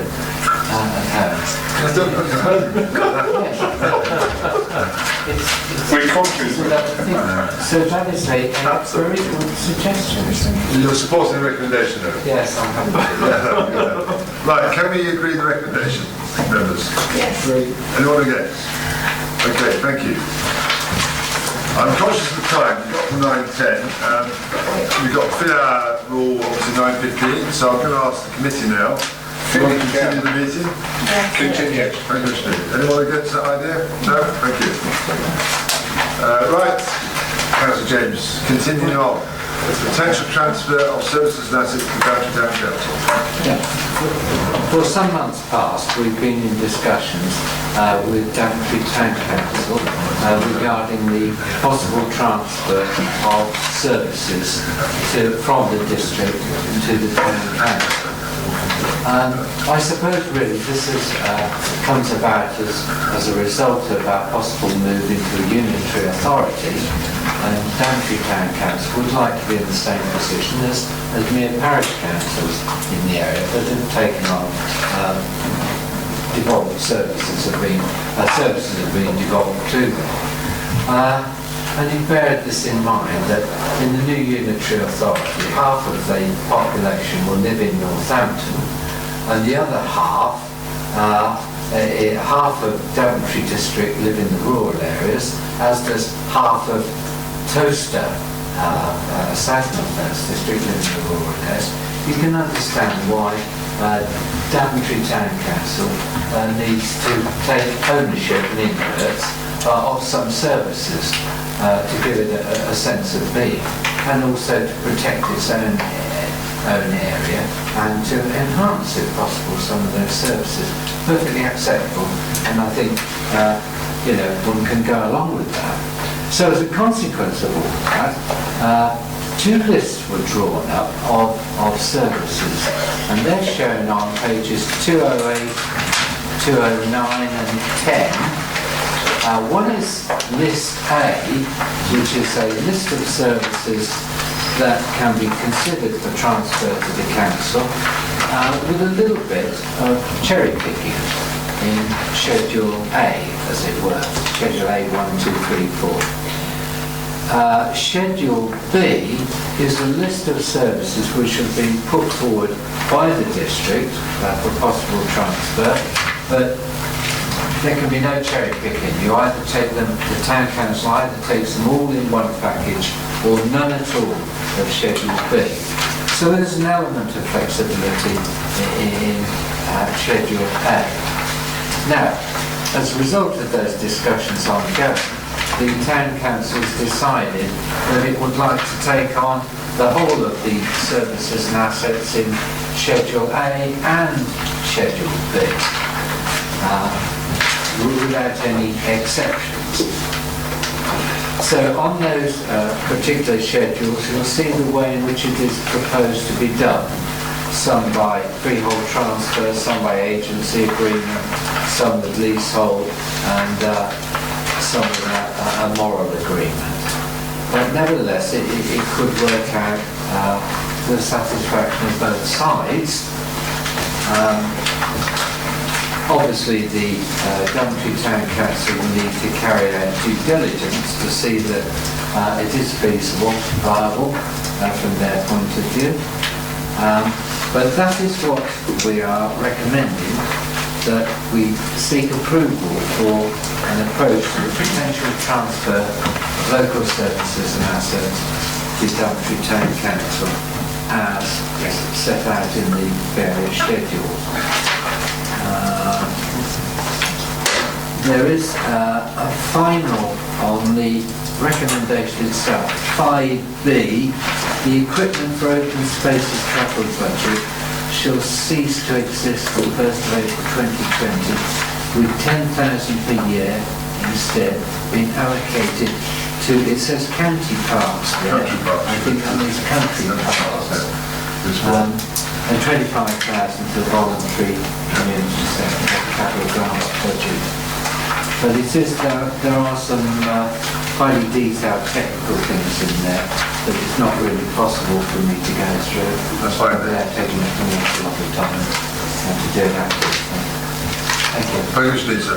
Can I just say, when I was down in Bournemouth, I had an approach from the Town Council, a bit following this report, and they were just concerned about the negotiations have been working very well between the Town Council and the District Council, and they confirmed to me that the Town Council agreed to do both A and B tables, and working towards the 1st of October deadline. Yeah. And obviously they're concerned by this, of course, about the 1st of October deadline. Not so much on A, because A will happen, but it's on B. And on this vehicle, that's subject to the structural change we're going through, and obviously that's outside we can't control the timetable, that's a government matter, and it's likely to be after the 1st of October. So all we're saying there is that that will happen as soon as it can do once the structural change order is in place. And so therefore, it may not be the 1st of October, but it may, when it's in place, it will happen. And that's the point I'm trying to reassure the Town Council. Right, we've got some speakers here. We've got Wendy Reynolds first. Yeah, well, as most of you know, I am actually on Daventry Town Council, so this has been being discussed at meetings, and everybody on the committee has been fully in favour of transfer of assets. You know, and I think a lot have always believed that we would have liked to have done this years ago, actually. Just like parishes maintain theirs, sort of often we felt like that we haven't got anything to maintain, and it would be really good to have these assets. So, we really welcome this. We welcome how the negotiations have gone on, and how smoothly it's all gone, and looking forward to signing the paperwork. Thank you, Wendy. Councillor Organ. Yeah, I'm glad that the Town Council are happy, because I was actually saying I felt uncomfortable about negotiation stances where you say you can't, got to take the lot or none, but it seems that the council are quite happy with that and are happy with negotiations, so I'm really pleased. This is something that I believe and spoken to the Town Council about wanted to happen. I know I'm not a district council, but I'm a county council for the area, so I've had conversations about this, so I'm really pleased for both parties. I'm excited for the Town Council and look forward to seeing how they run these services in the future for the people of Daventry. So thank you, Councillor Organ. Councillor Organ. Thank you, Chair. Like many of us in this room, I've also been the chair of the Town Council at one point, actually 10 years ago, and I remember these conversations. Actually, I was on the Town Council 10 years ago, but I was in 2008 when I was the chair, and I remember these conversations and a little bit of suspicion, what's the District Council doing, etc., etc. And having sat here as well and seen some of the services and the evolution, particularly around Amy and so on, and how challenged we were with that, I've actually been really impressed with how officers here at the District Council have been engaging with the Town Council on this topic, particularly because I was initially involved in the conversations. And to be fair, some of those I think were a little bit tricky and a bit edgy at times. But it's great to have Lynn here this evening as well from the Town Council, who I must say is an excellent ambassador and really reaches out to us and crosses the divide. I think the Town Clerk at the Town Council has been there for 10 years. We all know she's very stable and she's really shaped it. And of course, one of the items referenced here was the CCTV. And it was interesting because I was the chair of the Town Council the night we voted on that, I had the casting vote. And it was quite a tense meeting about shall we take these services on, etc. And I remember actually speaking at the time saying, if you want to grow this and demonstrate, we have to take this service on. So I was very pleased they did, and this has developed. However, having said all that, I speak here almost as a ward member living living in the town as well. What I don't want to see, however, is the precepts go up significantly. And I do think that handing them over, there is a risk here to us about how we control these services at the moment. But obviously we've often discussed the special expenses, and we've had many of those meetings where we discussed the conundrums of that. I think overall my feeling is I wish them well. I think if Colin Paul was here, he'd give us a difficult time, because he always has done. Thankfully he's not here. I think the town council should be encouraged to do a superb job of this, taking it local, but I think their aim should be to do it better than we do currently, yet for an even better rate to the town's taxpayers as well.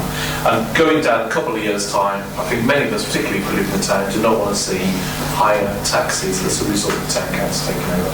But good luck to them, and I fully support this. Well, of course, higher taxes, the public have a vote now in the town. So all of us, you're held to account by the public. Absolutely. So how they deliver the services and what they charge will no doubt be taken into account over time. Absolutely. I think that's as I can see it, there's some execution risk, but the main risk is doing that. But I think that'll be, I personally think that'll do a great job. And Councillor Hill. Thank you. Talking about town councillors, I was the deputy mayor the first year of the new town council, and then mayor the next year. And there was no doubt in the early days the town council did have its problems, but I've seen it move forward, and I believe that with Unitary what we need is a town council that is going to be nearer what I call the grassroots level. And a lot of these things that are in this list are things which I believe the town council can do, and so I totally support it. I take on the concerns about the budget, because one or two people have said to me, the precept will go up, also our council tax may go up, but it won't take into account of what has been transferred. So there are one or two concerns there, but I believe this is the right thing to do.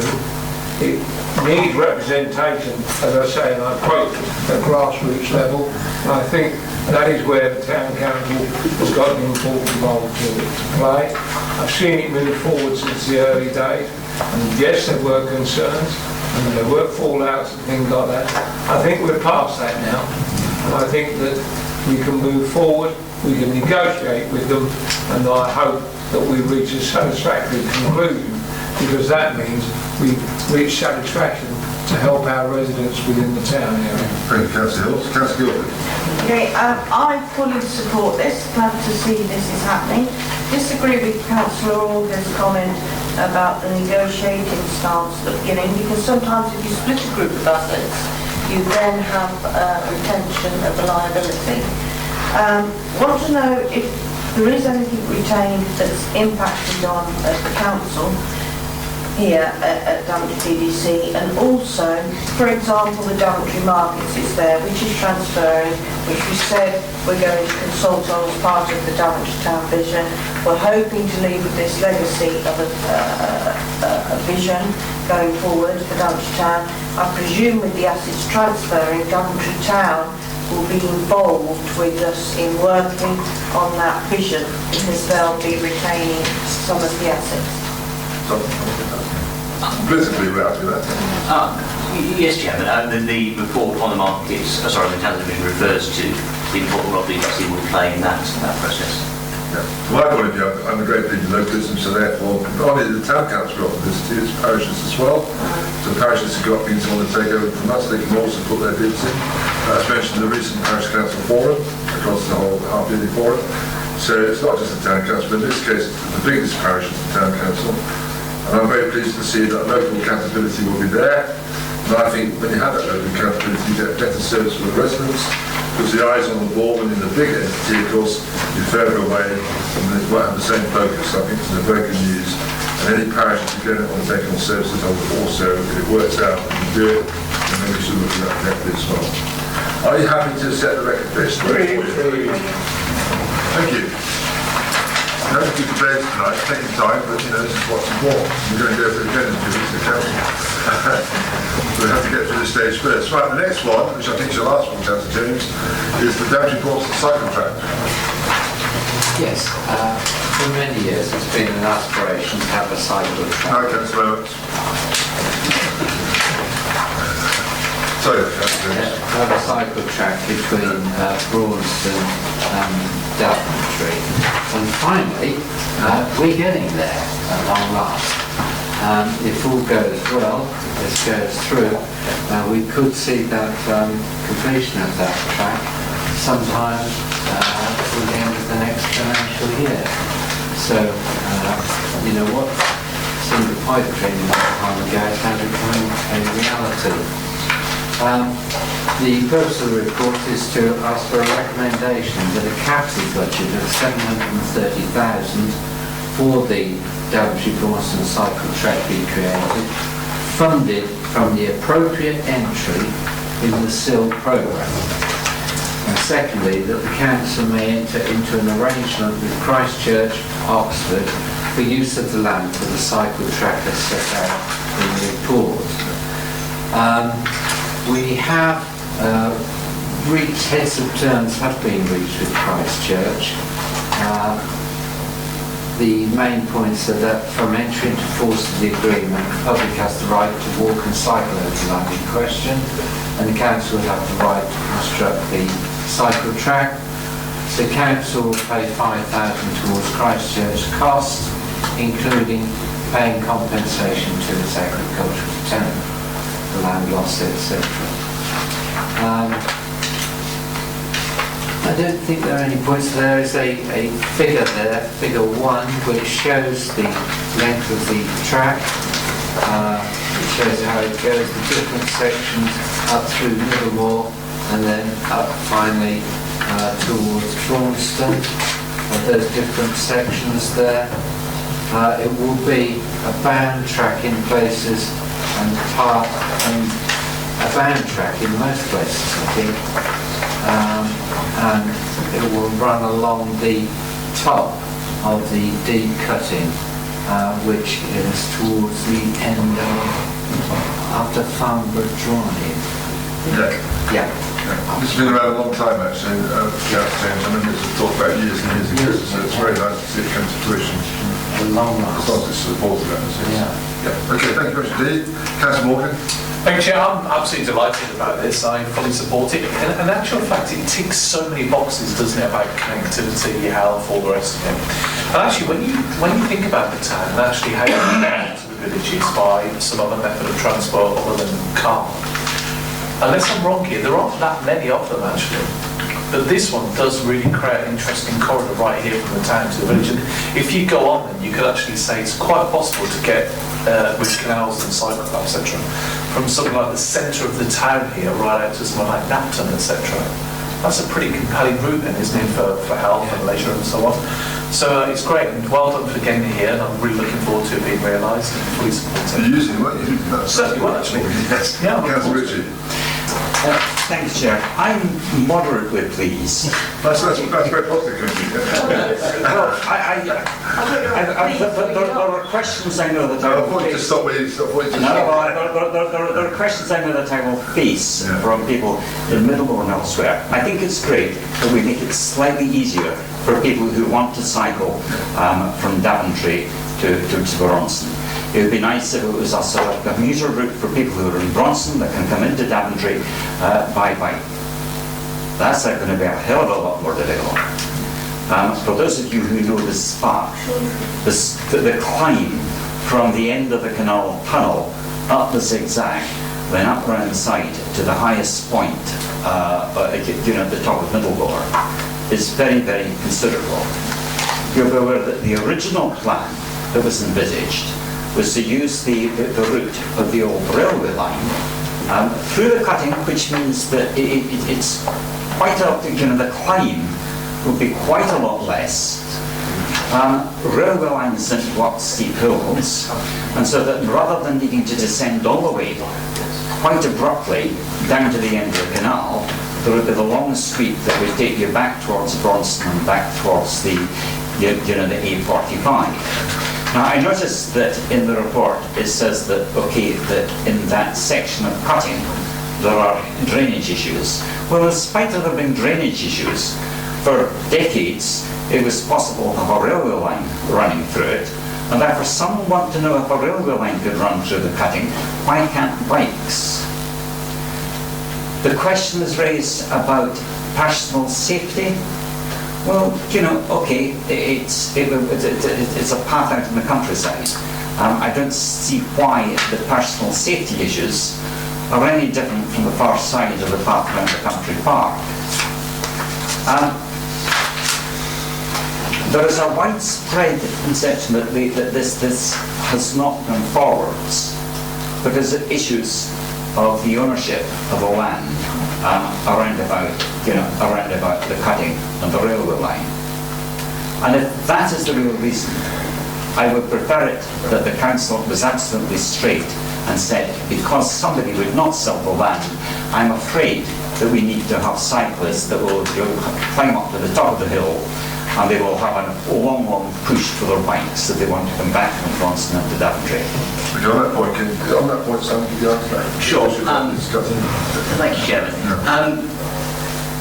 The first thing to say is Christchurch controls the land from the northern end of Middlemore and the line that sort of follows on through there, if you can plan in the papers, up to where you can see the stream where the cycle track swings to the right of the plan.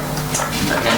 So, in terms of a deal with Christchurch, we could run on the bottom of the railway, the old railway line. And then it would then have to follow the line, which is shown there, because indeed the landowner beyond is not at all capable of having cyclists pass through the middle of their way. So it could have gone at the bottom of the cutting as far as that was concerned, but not beyond that point. The reasons given in the report are the reasons why this route has been chosen. I will say I had quite a vigorous discussion with my team, through them with the police crime prevention design advisor, because my initial preference was bottom of the cutting as well. But I was convinced by the weight of the argument presented that this was really the only credible way we could take this forward, and that is why we've negotiated on that basis.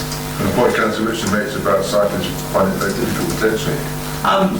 It is a hill. It does go up and it does go down. You know, ready to accept that. Whole of the benefits of cycling is that it's a form of exercise, and I think it will get a bit fitter. I recognise the issues, but in the end, it is the best. Thanks, Simon. Thank you, Steve. Great. Sorry, we've got that yet, Steve. Are there any other comments? If not, can we move to the two recommendations? Are you happy to accept them? Agreed. Thank you. Thanks, Steve. Councillor James, you've done a grand job there. Can we move on now to resources issues, 2019-20 capital revenue budget, financial plan. Councillor Morgan. Thank you, Chair. It's my turn to speak now after Councillor James spent all the money. You spent quite a lot. I appreciate the time. So here we have the three recommendations. These are familiar because we have these every time we present one of these MTFPs. So I won't read them, but basically we're in this interesting place, of course, where it's still business as usual, but with an element of that thinking about not looking quite so far forward now, winding down. But as I have warned on previous occasions, and will, I dare say, increasingly going forward, we still have to deliver the balance. And of course, we still have taxpayers will still be here even after we've moved on. I've got crap. It's horrible pain. You've got a five there, Steve. As long as you stay alive, that's yeah, no. You've got a water, Steve. So. You want me to get you any water? So I think obviously we've seen this evening a lot of expenditure coming through potentially for projects that we're working on, such as water and so on. Yep. We've still got more in the agenda to talk about the pink paper, so I won't go into too much detail on those, of course. But really it's a case of steady as she goes and being cautious. As we move over onto page 226, if you recall, this is the general fund revenue reserves projection we presented at the last meeting. And then what we do is we work through the process and we say, here's some movements in it. So we spoke about the town centre division earlier. Daventry to Braunston cycle track, which is fresh in everybody's memory. So we write these as if they have been agreed, and then we move to the updated MTFP on page 228. So 226, 227 talks about some other issues. So for instance, we've got other items that come up later, such as leisure centres, etc., and all those combine lots of external interest and so on. I'm actually going to quickly take your attention to page 228, that table on 4.1, and that is where we compare the updated plan to the current one. And you can see actually for this year, 2019-20, when we started, we were proposing, budgeting a surplus of 643,000, which is now down to 568,000. Now, you can see actually the speed where you can spend money actually, it doesn't take long for that 568 to disappear completely. Hence my caution and challenge in terms of some of the questions tonight. And if you look forward to next year, and of course we still will be here next year, you move from a position where we were looking at a deficit of 1.57 million, and that's now got to 1.6. So it's actually, the deficit has got worse, we're projecting. Now obviously as we go later in the cycle through the year, we will actually start focusing more on how that looks in terms of budget setting. But as Audra actually said at our previous meetings, last year we did actually overspend, but of course we know why that was, because partly of the sites, etc.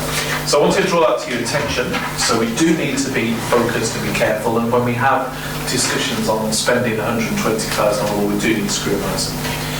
Then we move into section 5, which is the capital programme. And this really is looking at where we've had slippage, and all of those are well described anyway, so I won't go into any detail until somebody asks on those. And then we talk about some accelerations as well, and then we finally look at the updated capital programme on 5.7.